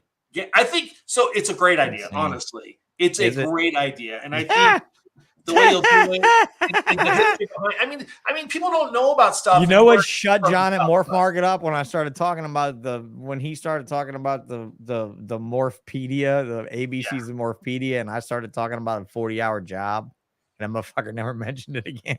Yeah, it would be. I mean, you were 100% right. 100% right. The Bods just bought in the sunset. It's about fucking time, Bods. I had sunsets years ago. 21 sunsets, and puzzles been out twice as long, and there's 71 puzzles now available. Jesus fucking Christ, these things blew up. Let's see what the cheapest shit is. 1,600. Y'all can start cutting throats. Look at you. No, y'all pretty straight. Everybody's pretty straight. I don't think. I don't know. Hey, you're the OG, dude. As far as I'm concerned, you could set the fucking price on any of this shit. I just set the price, and you know, I mean, we could talk about. I don't know. I mean, I did snakes full time for about 4 years, and I just find it a really poor business choice. I mean, that sounds terrible for me to say that. You know, and I know everybody wants to do that, and I don't know. I mean, what, dropping prices? No, I mean it's a crazy, like, you know, I was a Honda dealer, and there's overhead and employees, and you're not producing something, you're buying something, there's a set margin, and you know, like one of the things that drives me crazy is I see people all the time post ads, 3% for PayPal, 3% for PayPal, 3% for credit card. What? Yeah, it's the cost of doing business. That's the cost of doing business. It's the cost of doing business. Stop the madness. You know, I'm Absolutely. like, you're going to lose a sale over 3%. Stop. Yeah. I don't. Yeah. You know. Or how about those businesses? I've got a local bake shop that's got not just a 1-star Sean Bradley review. It's colorful as fuck. It's not just a 1-star Sean Bradley review. It's a Sean Bradley reply to every motherfucker that has replied to that review. So it's a long thread, bro. It's like 20-something, 30-something motherfuckers long. Where my local bake shop that charges $15 probably with tax for a dozen donuts, probably fucking $12 for a dozen donuts out the door, charges you a 4% fee to use credit cards. I'm like, whoa, wait a minute. You need to be giving a 4% discount for cash usage, because never did a credit card cost 4% to run, not even if you were sitting here typing in the numbers one by one over the phone, which you are not doing. And at the end of the day, you're still selling a $12 to $15 dozen of donuts. I realize that cost of doing business, but come down to my aquarium store. This is what it says in the review. And let me kindly tell your dumb fucking ass about how you're ripping off your clients and how you'll never rip off me and my family ever again. And that I will respond to this review every single time. Like, if you're going to charge for PayPal, if you're going to charge for, if you're not going to give a cash discount and actually charge somebody for doing something that, oh God, 90%. I mean, dude, I told my aquarium customers when I closed, I want you to know I never charged you a minimum on a credit card if you came in with one, because I used Shopify and PayPal and shit to process. Yeah. Dude, I could charge $1.35 and $5, and it's the same. Yeah. Right.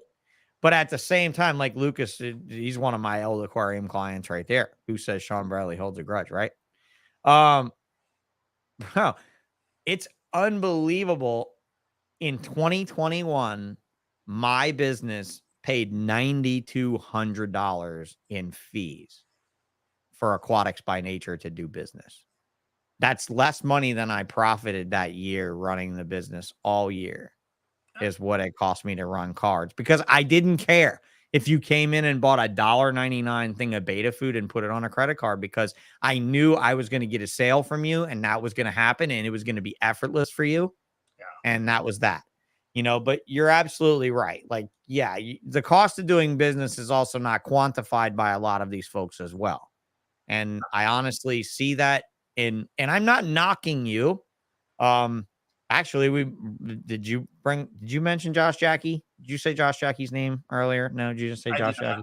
No. I'm going to have Josh Jackie on the show because I want to talk with old Josh Jackie about the disparagement of weights in for sale snakes and not for sale snakes, and the pressure that some of these dudes are putting on each other to feed their for sale inventory like they're holdbacks.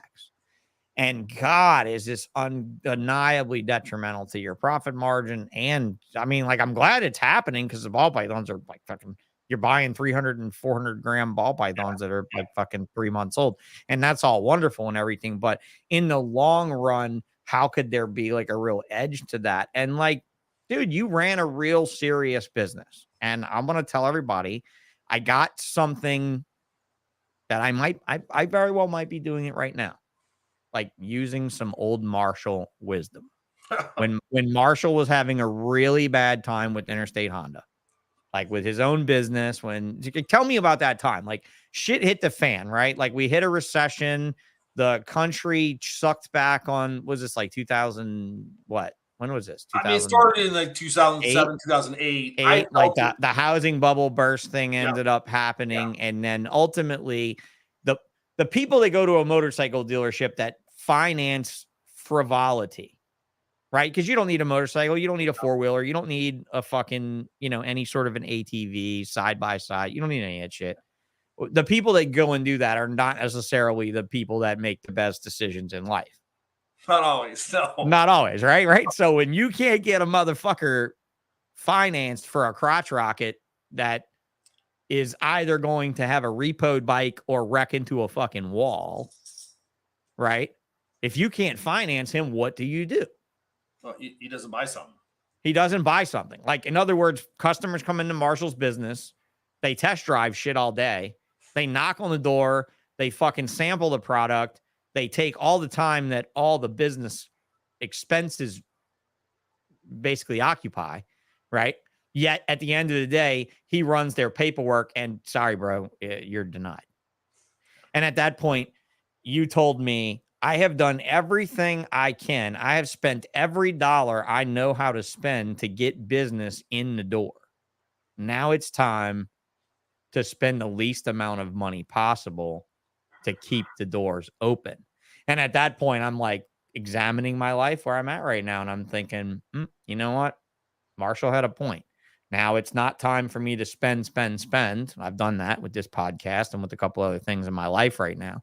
Now it's time for me to like suck it up a little bit and, you know, whatever. So what was that like? I mean, I know that was financially not a great time in your life. And I mean, because I'm sure you came from a really great spot financially prior to that, like in the heyday of owning the Honda dealership, I'm sure you had some windfalls there. yeah, I mean, I mean, everything cycles, even the snakes are cycling. We've had a great couple of years with COVID, prices have gone stronger than ever, gone higher than they were before. And it's the same with the motorcycle industry. I mean, it was down in the early 90s. It came back in the late 90s to early 2000s. And then you hit the recession and it all rolled back again, and you go from selling, I was typically top 10% Honda dealer in the nation, between 7, 8 to 10% top dealer. And I was still a top dealer. I was in the top, 12% at the end of it. But I went from selling, 1,000 new Hondas to, 500 or something. It was a big drop in revenue. And we had a facility, a building that we built in 2002.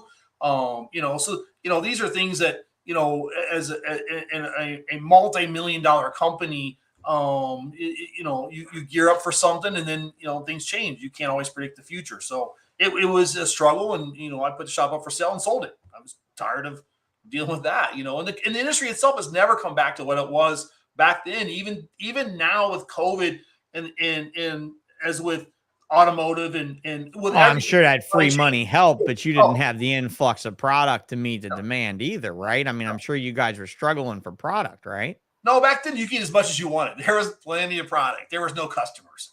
That was no. I mean, now, during COVID. Oh yeah, now your experience during COVID. Oh, it's waiting list. I mean, I'm out of retail now since early 2001, but I deal with dealers every day, and it's waiting list, it's deposit list, it's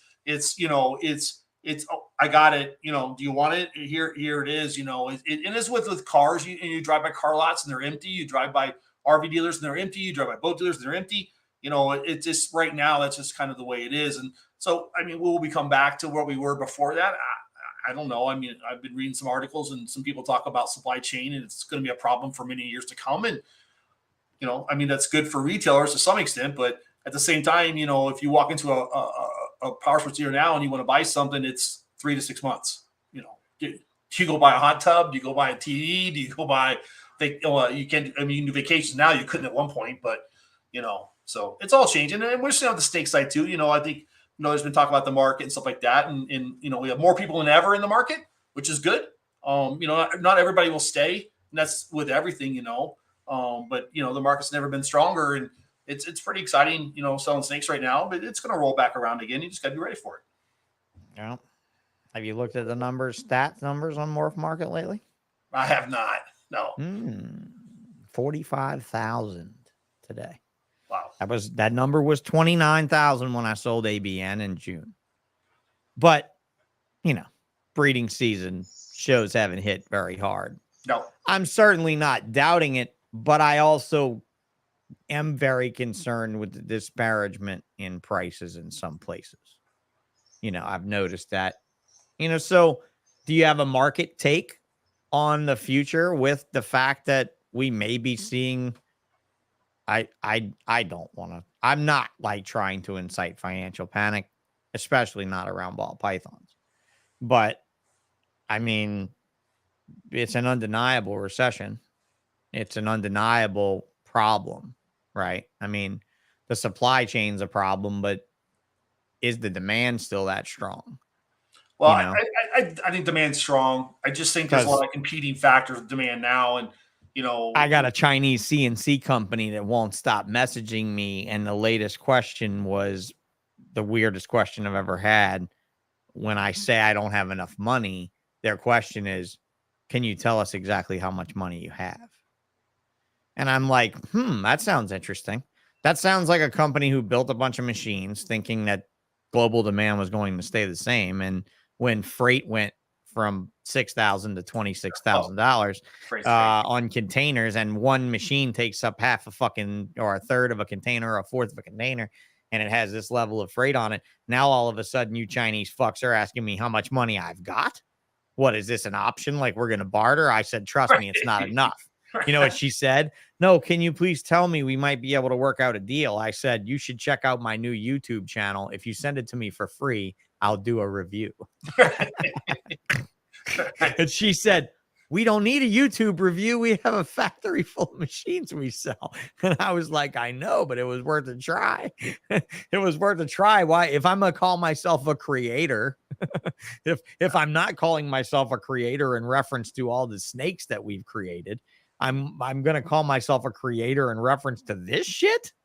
No, you're the creator here. But you know, hey, if you'll give me a free machine for me to do a review, guess what? We interrupt this bullshit podcast for a review of a CNC machine. And that's the end of that. But I mean, honestly, I don't know. It'll be interesting to see. Lucas chimed in. People don't save money and slow down spending like they did before. We will run out of money before we stop spending. Well, it'll be interesting to see what happens, because I always said in this industry that we'd pull through any recession because Americans just aren't responsible enough with their money. They're going to go buy something, especially if someone out there is convincing them that it's a value and it's an investment, you know, because that had to be what you got into ball pythons, right? At the time, you didn't just get them because they were animals and you were interested in them. You didn't breed zebra plecostomus because they were animals and you were interested in them. You bred zebra plecostomus because they, at the time, were $200 to $300 a piece. Now the motherfuckers are like $600 a piece, and you wish you still bred them. But again, you didn't go breed regular Ancestris. You didn't breed bristlenose, albino bristlenose. You know what I mean? You didn't do that. I don't think if anybody that's buying ball pythons, if they say they're not in it because there's some money in it, I don't think it's being true to themselves. I think you're absolutely right. I only bought them for the money. You know, that's the only reason I got into them. You know, I mean, I always said I wouldn't. But here's the funny thing, though, is that you can spend as much money as you want to get into it, but if you're not into it, you won't be successful either. And I don't think I'd still be here today breeding ball pythons if it was just for the money. I mean, I truly enjoy the hobby. I enjoy making the morphs. I enjoy the snakes. I enjoy all that stuff, you know, and it's a great hobby. It pays for itself. It provides money for the family. It provided for me for 4 years. So, you know, I love it. I think it's great. It's really unique. It's like I say, it's not like being a Honda dealer or being EB, XOTICS by, I'm saying it wrong, the aquarium shop. Oh, yeah, for sure. The aquarium shop is completely different thing. You have overhead. What was your rent every week? You know, I know what my rent was for my building that I built. Yeah. I mean, my was down. I'm like almost $2,000 a month for 1,000 square foot store. Yeah. Mine was like 7-8 times that, you know. Oh, yeah. So sure. And then I had at one point 40 employees and when things turn down, you can't go, oh, Mr. Bank, can I cut my payment in half? And they're like, no. This is the guy who sat on a wait list for a brand new GTR and owned it for like 6 months just because it was just a bad time in life, right? It was a year. Or a year. You had it for a year? You had it for a year. But you I also put 12,000 miles on it. Yeah, you put 12,000 miles on it. You drove it to fucking shows. You took me around. Yeah, we fucking burned it up in the parking lot before you could launch the bitch, before you could legally launch the bitch, unfortunately. I could have got to drive it when you could legally launch the motherfucker. But. That's right. You know, so, I mean, it's an interesting hobby because, I couldn't call my local competitor and say, hey, how do you do this when you're MorphMinded? You missed it. We did that in the beginning of the show. Talk about those stripes at NOCO. Yeah, fuck you. We're on bigger, brighter things now. You can't call your competitor, the dealer across the street and go, hey, how did you close this deal? Or what finance company are you using? Or what are you doing here? Or what are you doing there? Unlike the ball python industry, the guy you sell the snake to calls you back and says, hey, how am I successful? How do I breed this? How do I become successful in what I'm doing? And you tell them freely, who sold you to dream? Who sold you to dream? Yeah. Right. Who sold you to dream? Who did it? Who was the one that sold you to dream? When you were like, looked at this thing and you were like, I'm going to do this. Who was that? It was the Pied. I think you saw the Pied. It was the Pied. It was Pete. It was Pete's fucking dream. That motherfucker did somebody else's podcast like 2 weeks ago. Did you hear that? No, I didn't hear. motherfucker And I did a went to Pete's podcast? place too. I've been to Yeah. a lot of dealers, and I went Fuck to you, Pete, so you piece Pete of was shit, motherfucker. Pete should do your I show. jumped right on his shit too. I jumped right on his shit. I went right to Facebook and I messaged him and I was like, I heard you did a podcast on somebody else with somebody else, you motherfucking cheating son of a bitch. Yeah. Pete sold you the dream. Pete sold Limey the dream. Pete sold me the dream. Pete sold us all the motherfucking dream. I wish he would have come on the Bullshit podcast first, but now I don't even want him. I don't even want him. I don't have nothing to say to him. No, I'd take him. Yeah, you're right. I'd take him. I'd take him late night at like midnight after he was fucked up or something. That was the message. That was the message. Here's what I get. Sean sold me the dream. Which one's that? Which one's is it Ricky or Becca? I know I sold Becca the dream. She ended up with your fucking nightmare, bro. Yeah, but savages are the shit. They are good supporters and everything. But yeah, we done hit on that morph minded thing, Tri Stripes a while ago. But for sure, I think we all have those ones that really got us over that hump. Pete definitely got me over the money hump. I mean, that's who made me greedy about it.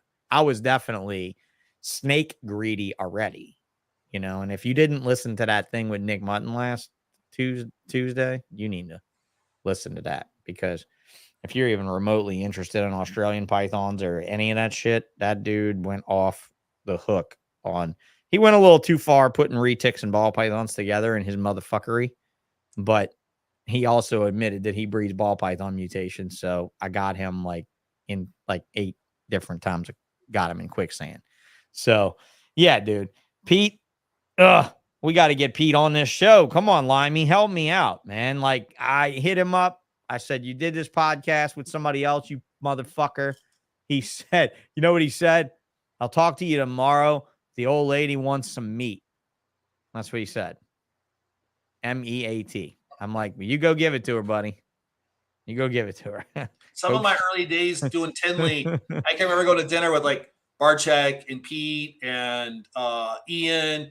And I remember Ian wrestling in the back of a van on the way to the restaurant. Oh, yeah, with Marvin. Remember Marvin? Yes, Marvin, Marvin, was there. Marvin was there. Yes. Yeah. And, I mean, that was a great time that we talked about our runs a little bit, but we did talk about like Daytona and down in the where you come in and check in and then in Tinley in where the you lobby hanging sit out down there in the lobbies and drink all night long, and everybody was there. And I mean, hundreds and hundreds and hundreds of people were there. Hundreds of people were there. Walk through the lobby, Yeah. Yeah. You could barely walk out of the doors to get out on the deck outside. Hundreds of people were there.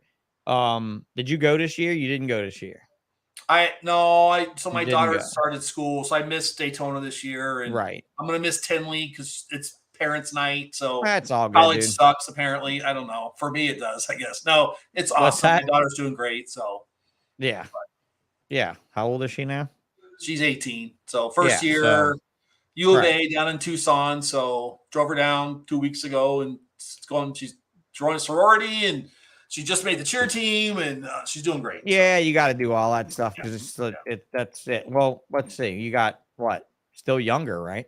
Yeah, I have 4 totals. My oldest is a tech from Mercedes, and then my youngest son, with Jess, I have three kids. My special needs, so Ethan's a great little kid, and my youngest Mia is a sophomore this year. So, geez, man, they're that old now. I know. Fucking I know. I see pictures of Bo, and I'm amazed. So yeah, Bo's on to be 10. Bo's in 4th grade. She's not. I remember she's in the belly at Daytona when I met. Yeah, right. Because I mean, we've known each other for so long. I'm scrolling back on my personal Facebook page to see if I could bring up that shit when I shared it from July 4th, from whenever the anniversary of my injury was.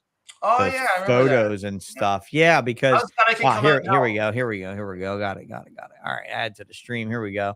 So here is my table with Marshall and his oldest son, Alec, who came. That's Kristen, my employee, Kristen Davis, who also worked for Tim Bailey for years. She doesn't work. She's a mom of 2 now, dude. She's got 2 kids now. She stopped working for Tim a while back, I believe. But yeah, this was the week I got hurt. I was supposed to do this reptile show in St. Bernard, Louisiana, in Chalmette. with some friends, and Marshall and Alec drove down in like a moment's notice to come and do the show the week of my injury so that I didn't not like present, you know what I mean?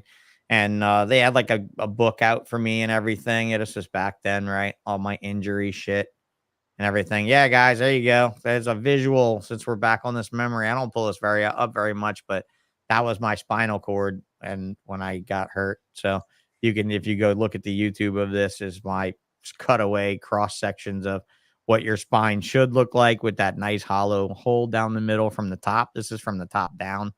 And then that's your spinal cord goes down inside that hole. And this was my hole that at T8, that's what T8 looked like. So yeah, T8 was completely destroyed. And yeah, that was a day not many of us forget, but thank you so much for having my back, bro. You've been there for me in some awful times in my life. And it's good to have you on the podcast after all these years. Have you done any podcasts with anyone else ever? I have not. No. You've never done one ever? No, this is my cherry for sure. Yeah. I appreciate you inviting me for sure. Yeah. Absolutely, man. Absolutely. And, you know, Marshall is always the one that's going to be quiet and listen to what you have to say and then give you some, you know, good confounding wisdom afterwards, hopefully, from some experiences in his life. But he's not a very talkative fella. So I knew I'd have to lead this horse to water tonight and hope the fuck he drank some. Yeah. And we made it 1 hour and 40. And I didn't talk over you too much. but I knew that's what it's going to be anyway. And it's the way it works well. I mean, that's, you know, when we're around, that's usually the way it goes. So I wasn't, you know. Well, look, you know, I had to jump in on Nick Mutton a couple times just to be sure he wasn't getting too rowdy, because he is going to show up in public again. And I hate to have too many ball python guys that showed respect for him, beat him with his brand new book. You know, it would suck to be, you know, bludgeoned with your brand new complete carpet python book. But the way he was spouting off on that pre-show and that post-show, you should hear it. And you will hear it, but you won't hear Marshall's. You'll hear all the gold here. Probably good. And then look, man, hopefully I'll get you to tune into some more of them and stuff and be over here in this chat on the side. And we try to interact with these chat folks as much as possible. And on Friday nights, even though this was a feature episode, because I wanted to get your story out there, that's going to be the whole point of that Friday after dark show thing. So just like I did with Doug Knacker, I will do a feature like this with Knacker where I get Knacker's entire story. Right. But if we come on for any sort of an after dark and you guys want to tune in, I want you all to be here as much as possible in this fucking chat. I love hearing the chat, seeing the chat go. Having Limey up, it sparks a lot of memories. Limey, having you here to go down memory lane with through this is great. On Tuesday, yeah, absolutely, because you remember so many good memories of Limey over the years, you know, back when Daytona, right? I mean, and that was back when Rick and Tom and Rusty and all of them, you know. And we were just such a tight little group too. Yeah. Always dinner all the time. We'd always do dinners together. Barchak, me, you, Rick, the Rick group. It was Barchak's group, my group, and Rick's group, and that was the group.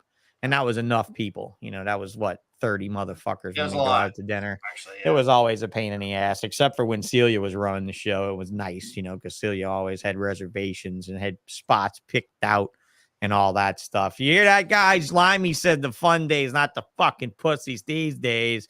And you know what? You're right. You're right. Gilly says, me and Marshall have been around my entire time in the industry. Chris bought his first high-end morph from Marshall. And you're right. Yes, indeed. We know Gilly's done so much good work for US Arc. So, you know, I mean, she said she's trying to get back to it because she's kind of taking some time off. She said she bowed out of the game a little bit about the time I did. So, yeah, it'd be nice to see her back out there stomping the pavement for US Arc because it certainly need it. I need a US Arc t-shirt with the new Blake Stewart logo on it, you know? My US US Arc. Yeah. At first, I was a little goofy about it, but I actually like the I like it because I like how easy it is for me to reproduce it. That's what Right. I like about Well, it, you know. and it's very. I mean, you know what it is. So I mean, Sure, the old it's one was fine. design and It was a little rock star. It was a little too snake bitesy. It yeah, was a yeah, little yeah. too, you know, a little bit too rock and roll, I think, for the progressive right foot forward. Correct foot forward, says the guy that can't move his fucking feet. Lucas says, I've enjoyed the stories. So there you go. We entertained, you know who that is? We entertained the chairman of the North American Fly Fishermen Association. That's who that is. That is the man, that is the head, that's the head honcho of the Fly Fishermen Association in North America. That's And great. I'd be in better standings had he not got that job, because I was going to sell him the fish store the year before the hurricane. So the valuation was much higher. And yet he came to me and said, as much as I would love to take you up on this outstanding deal. And I was like, oh, please let me out of this fish store, please. Mr. Lucas, let me out. I got my dream job. And that was it. He got his dream job to be the shit, you know? So yeah, Gilly's sending some USARK charity shirts. Hey, look, double XL is what I was wearing before I started losing all my fish store weight, bro. I have dropped like a whole pant size and almost a shirt size since I got rid of the shop. And mostly it's because I'm not making any money. So I'm nervous as fuck. I'm not eating and I'm not sleeping. So I'm spending calories constantly. But hey, I'm making podcasts, right? I mean, what is this number, like 8? I've made 8 of them in the time it took me to make like 2 in the past. So, but look how easy it is. This is how easy it is. I just send you a link and I hit a bunch of shit and It was we're crazy done. easy, actually. Yeah. Stupid easy, dude. Stupid easy. So you hear that, guys? Out there, Marshall's an old dog. Tonight, he's done a new trick and he's gone on a podcast for the very first time. And I literally sent him a link and he clicked the link. And that is all you must do unless you live in extreme Canada like Mr. Mark Mandic and you have to barter for internet from aliens and Sasquatches or whoever may bring it, whatever. And so easy, Bradley can do it. So easy, Bradley can do it twice a week, more than once in a row. Now that's pretty fucking spectacular. So easy that Chris Eaton has started his show live, and I'm fully supportive of it because I know what he's gone through editing, and I will not do this. I will not do this. Oh my God, he must be Limey. I'm not going to take this as a real thing. I'm going to say yes, and I'm going to book you every day for the rest of your life until you finally fucking do it. But okay, I will do it. I mean, really, if you will do it, you would make so many people happy, Limey. I'm tuning in for sure. Everyone's tuning in for Limey Smidger. I don't care what we have to call it. There it was right there. I knew it. No, I'm just fucking with you. Yeah, this is what a British guy does to an Irish guy. This is what a Brit does to a Mick and fucks with him. So yeah, all right. Well, you know what? I'll fuck with you later on. I'll do something to get you. Like I said, I'll pull the old Kim Bell trick for Mark. I'll just record you and not fucking tell you. You know, but you know Limey, right? He's a peaky fucking blinder. He's got razor blades in that little hat. And if you fuck him like that, he will slice you when you go to a show. That's it. You'd be like, did you see Limey give Sean a hug? No, I see Sean over there holding his throat, bleeding everywhere. I don't know what happened. That's exactly right. Limey ran off like a flash in the night. Yeah. Peaky fucking blinder. One of the best goddamn shows that Netflix ever did. So yeah, dude. I guess I'll see you around. Arlington, sure. Are you going to Arlington or not? I am going to Arlington. Yeah. Oh, so one of the benefits of my new job is I'll be doing work traveling through Nebraska, and I'm just going to Kansas. I'm just going to turn right and go south, catch an auction down there in Dallas on Friday, and I'll be at the show Friday night. So I get company pay for my way out, and I pay for my way back. So it's been a pretty big. All right, big I might have to come then. I don't know. I might have to come then. I wasn't gonna come, but I might have to. I'm just coming to go. Know. I mean, I don't have enough. I would like to go and do some podcast work, but I'm not doing that right now. I'm just not. That's it. And it does kind of fuck with my Friday thing that week, you know, because I'd want to drive out and do the Friday show from the lobby, but I'm not dragging equipment with me, you know. I like the way this is running, though. Like the studio seems to be running well. I hope all of you like what you're hearing, and Sounds great. you know, Looks great. I like it a lot. good. Actually. The colors are good. I mean, we Yeah. are looking a little like NASCAR with all these fucking sponsors and shit on the side, and it's getting a little thick. But you know, and I need to get this one updated. Unlike the new you know, bullshit off topic Tuesday one there you go, where it's all colorful, looking really crazy and shit with the red and everything. I thought that was pretty fun. I figured we would just do this off topic thing, that way we could do some other type stuff, you know. I don't know. And yeah, I like so many other species, bro, you know that. And through this whole thing we've met so many other awesome people that aren't ball python people, that have so much great shit to say. So as much all as right, I'm Mr. not Honda. always into other stuff, I do appreciate the other stuff that's out there, and I enjoy looking at it.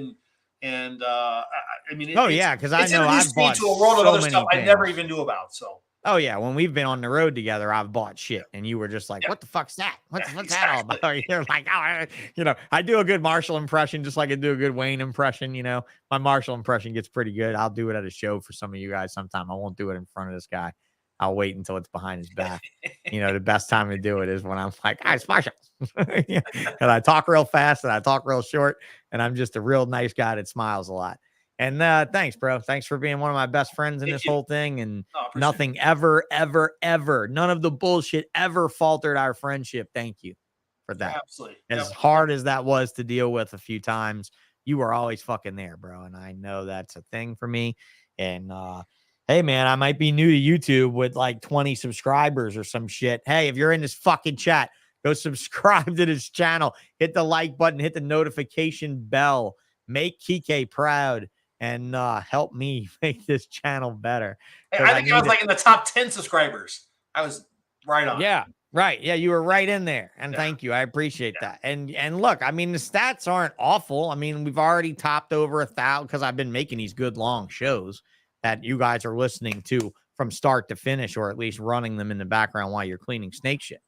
The audio episodes are going up tonight when I get home. They're on the SD card. I forgot when I was leaving because I got it. I put it out and I was like, I'm bringing that card with me because I'm going to upload those things when I'm done. So I'm going to upload them from home when I'm done and I go home. There will be there's already Chris Eaton's episode 1. You'll have the Mark Mandic episode. You listen to some of that, Marshall? Yep. Yeah. I was the Mark Mandic for sure. Yeah. I was the whole. Yeah, that was such a shame that the internet got dropped. But to be honest with you, it's actually looking better, right? Because I'm able to say on the Mark Mandic episode in the audio recording, but now I'll say it here. He went to Croatia on vacation. So he's gone. When he comes back home, though, he's putting together pictures of all this new gene stuff that he's been talking about. His orange gene that he's putting in, Orange Dream, to make it more orange. What did he comment? I want to be the website you go to that says "Aren't you glad you stopped here" or whatever. It's such a Canadian joke. Like it's such a fucking joke from The Office, from the Canadian Office or whatever. the old Office from back in the day. What, European Office? What was it? Was it UK? Was it Canadian? Before it was American, right? It was a show over there, I think. But yeah, definitely gonna have some cool guys coming up. Tuesday, we get to talk with Mike Stefani of Mike's Monitors, who's a hard-hitting motherfucker from monitors from back in the day. I can't wait to drop some names on old monitor people with him and have him go off his fucking shit, especially like Frank, because I mentioned Frank to him in a private chat. And he's like, "Oh, fuck, Frank and I had." And I'm like, "Oh, yeah." I was like, honestly, dude, let me just say this. If you didn't have a problem with Frank Reedus and you were in the monitor space from back then, I would question your integrity. Like, if you were copacetic with Frank back then, you were some sort of a motherfucker. Like, there's no way in the world that, whatever. So, Corey, you're welcome. I'm glad to bring it back and in a different way. Not interrupting as much, and video is super easy. This live stuff is super easy. And I never thought a couple of these people would agree to be on live like this. So I like that we're doing it, you know? And I think at the end of the day, if they realize it's not going to be an ambush, it's probably good, you know? So, all right, bro, who do I need to get on this motherfucker, Marshall? Come on. Other than Limey, obviously, you'll watch a Limey episode. Like, tell me who. I watched Limey. I mean, you know what you could do? You can help me out with? Give your old buddy Colette Sutherland a ring. Oh, yeah. I don't know if she would do that for sure. I think she would. I think she should. She should. She should come on the masculine non-misogyny podcast.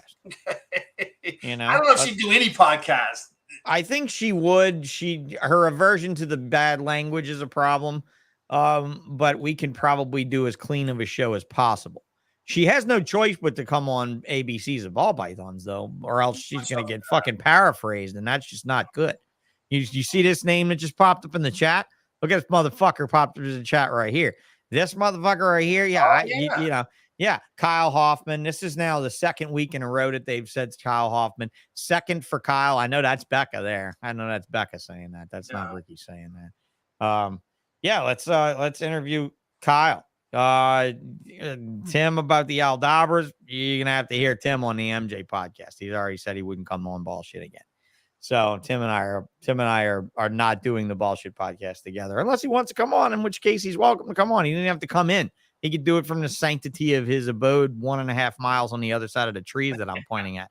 Those trees that are right over there. There's a wall of trees between us. Marshall's laughing because Marshall is our mutual bestie. Marshall's our mutual bestie. Marshall will tell you there's a wall of trees and there's a street where you make a left to go to Sean's and a right to go to Tim's. And that is literally it. A left to go to Sean's and a right to go to Tim's, or a right to go to Sean's and a left to go to Tim's, depending on what direction you're coming from. Oh, fucking right. We're bringing old Bob Vu on. We're bringing Bob Vu on as a two-parter. We're going to bring him on as the investor in a flop of an NFT project that Cedric put forth. I can't wait to talk about that. They just named that guy. I can second this. If you can get his head out of his ass in car stereos or whatever home stereo equipment, whatever. What is he doing now? Last I talked to him, he was restoring vintage home audio equipment and like incredibly valuable shit.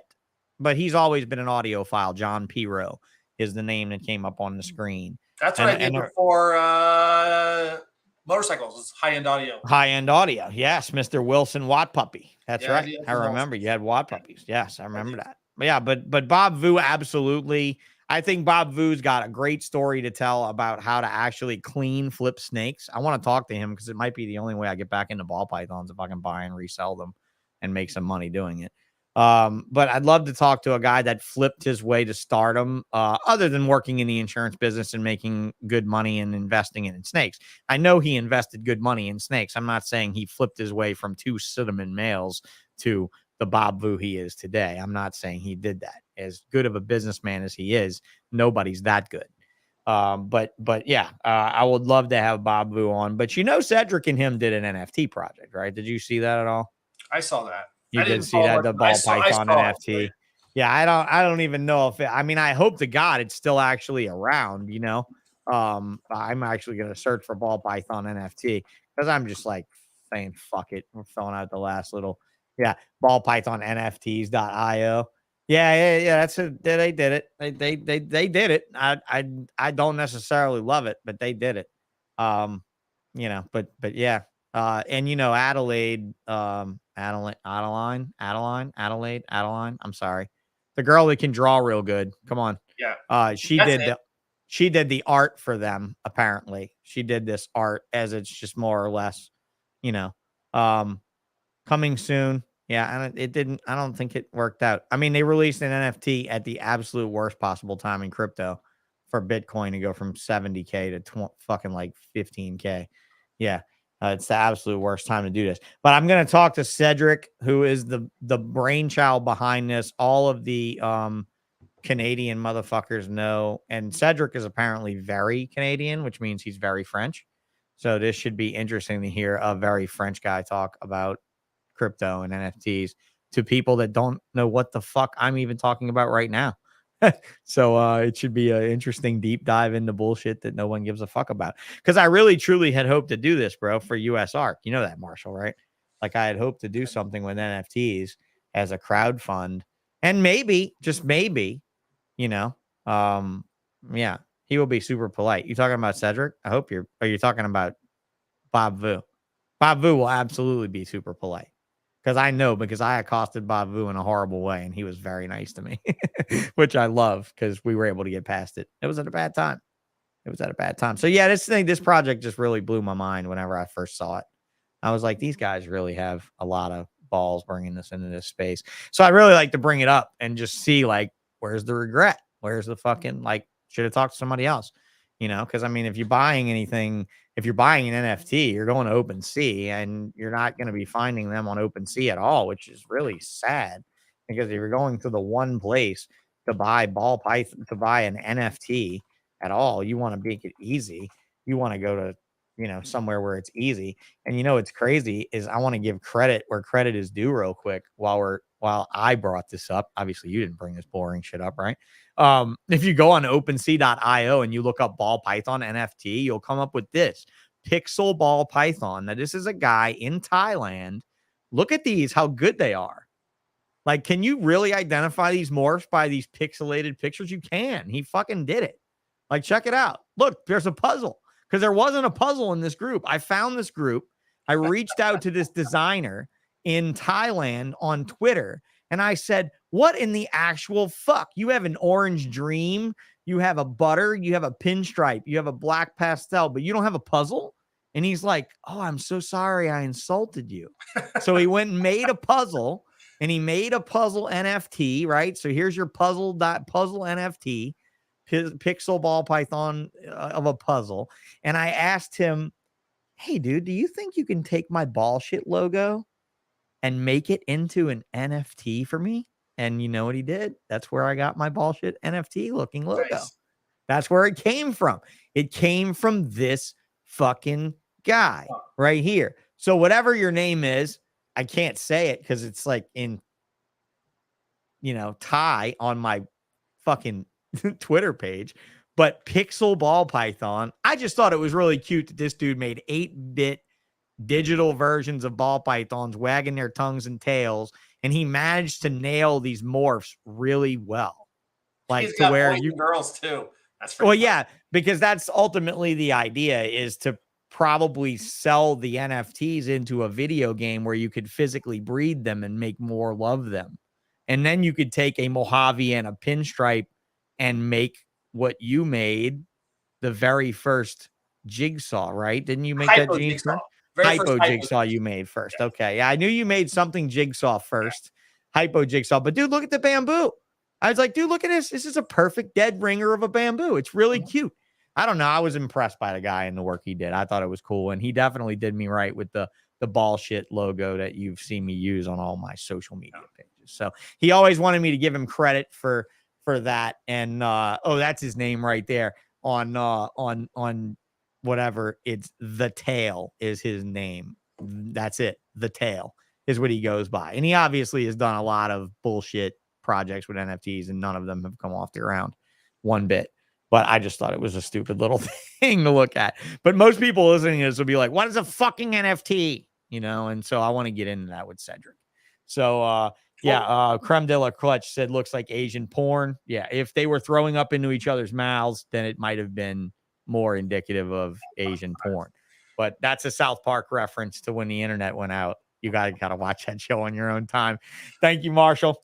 I appreciate you, bro. I love you. Thank you very much. I maybe just have to go to Arlington now just to chill with you.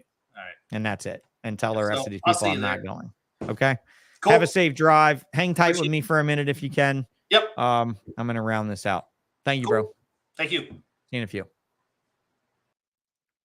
Well, everybody, that was Marshall Van Thorre. He's not usually a man of many words. That's probably why he hadn't done a podcast, but I can pull some stuff out of him. I've known this man for so long, and it was so good to have him on a podcast. So honestly, thank you guys all for being here. The 30 something of you that hung in with me during the chat. I really appreciate it. Bring your friends next time. We'll try to get some Q&As next week. Okay. I want you guys to bring it to the chat next week, 5 p.m. live Central Time. Next Friday is the show with my boy, Tom Wolf, from that Wolfie Royals podcast. Please go give Tom a listen. He is tearing it up. I'm going to go to that Wolfie's Royals podcast real quick on this Instagram page just to share it with you guys. Look, his name's Tom Wolf. He spells it with 2 O's. So that's where the 2 O's come in the Wolfie Royals podcast. I truly love the graphic because it makes no fucking sense whatsoever with the robotic dog with the snake around its neck. But a friend of his hand drew it. He's proud of it. I'm proud of him because he listened to every word that Chris Eaton from Snakes and the Fat Man had to say about launching his podcast. And honestly, there could not be better advice to give than advice from Chris for launching a podcast. I owe Chris everything for bringing this show back. Thank you, buddy, for really encouraging me to come back and for doing it live and video and everything that I always said I wasn't going to do. I really appreciate it. And you made a monster out of this guy, Tom Wolf, because look, he's on, what show is he on? Episode 9, and he's got 550 followers. He's not stopping anytime soon. Got to tell you guys, usually they say between like 7 to 12 episodes is when you guys stop podcasting. There's been quite a few of you that have started solid productions with good feet forward, good motion forward, good mission statements or goals, if you will. Don't be discouraged by that shit. Don't. Just fucking do it. Do it and keep doing it. Look, there's a couple people that have 125 shows and 158 subscribers. Don't do it that way. That's not the way to do it. You need to have 100 and something shows and have thousands of subscribers. Because remember, where we're trying to get this channel, get me to 1,000 subscribers. I can do the watch hours myself. I'm giving you watch hours because that's what we need to monetize. Last show with Nick Mutton, one of our mutual friends said, "Where's the super chat button?" Well, the super chat button doesn't show up until I get 1,000 subscribers or 4,000 watch hours. Lucas says his goal is to be on Off Topic Tuesday. If we can find enough people to be interested in reef aquariums and fishing and reptiles that you have, then by all means, let's have goals like that, buddy. I'm all for it. Okay. But as for you guys that are putting out productions, be like this dude, Tom Wolf. Be determined. Be a gangster. Hey, he got his shout out on Trap Talk, and he was more or less happy to share it. You know what? I got my shout out on Trap Talk too, and I even talked to MJ today. And who knows? There might be some collaboration work there in the future. Who knows what the fuck it could possibly be like? But I'm open to anything. I hope you guys enjoy what we're putting down over here on the Ballsh channel. I'm going to stick to these 2 shows a week. If it's not a Friday late night after dark, it'll be one of these with one of my friends that I feel like giving a number to. Limey says, my goal is to see old Sean being that guy most of you don't know. And you know what I got to tell you? He texted me this week and said he saw a lot of the old me. And I couldn't be more flattered by that, Limey. So thank you for the critique. There's been some things that I've done already that I regret coming back to the Ballsh podcast, but I wouldn't be me if I didn't do a little bit of some of those things, right? And you still want me to be me, right? You still want me to be genuine. You want me to bring the real honesty. That's why the space is still here for me, isn't it? That's why the space is still open. Not that the other guys lie to you. They don't lie to you. They just don't always tell you all the truth. That's all. So, all right. On that note, I'm going to say good night, everyone. Limey, I wish you weren't fucking with me and you'd actually do the show. You know what I'll do? I'll have Nettles on the show. I'll have everybody around you on the show. I got Chris Woodcock coming up. You know, everybody loves Chris. All right, guys. I'm going to call it at that. You guys have a great night. Thanks a lot. See you later.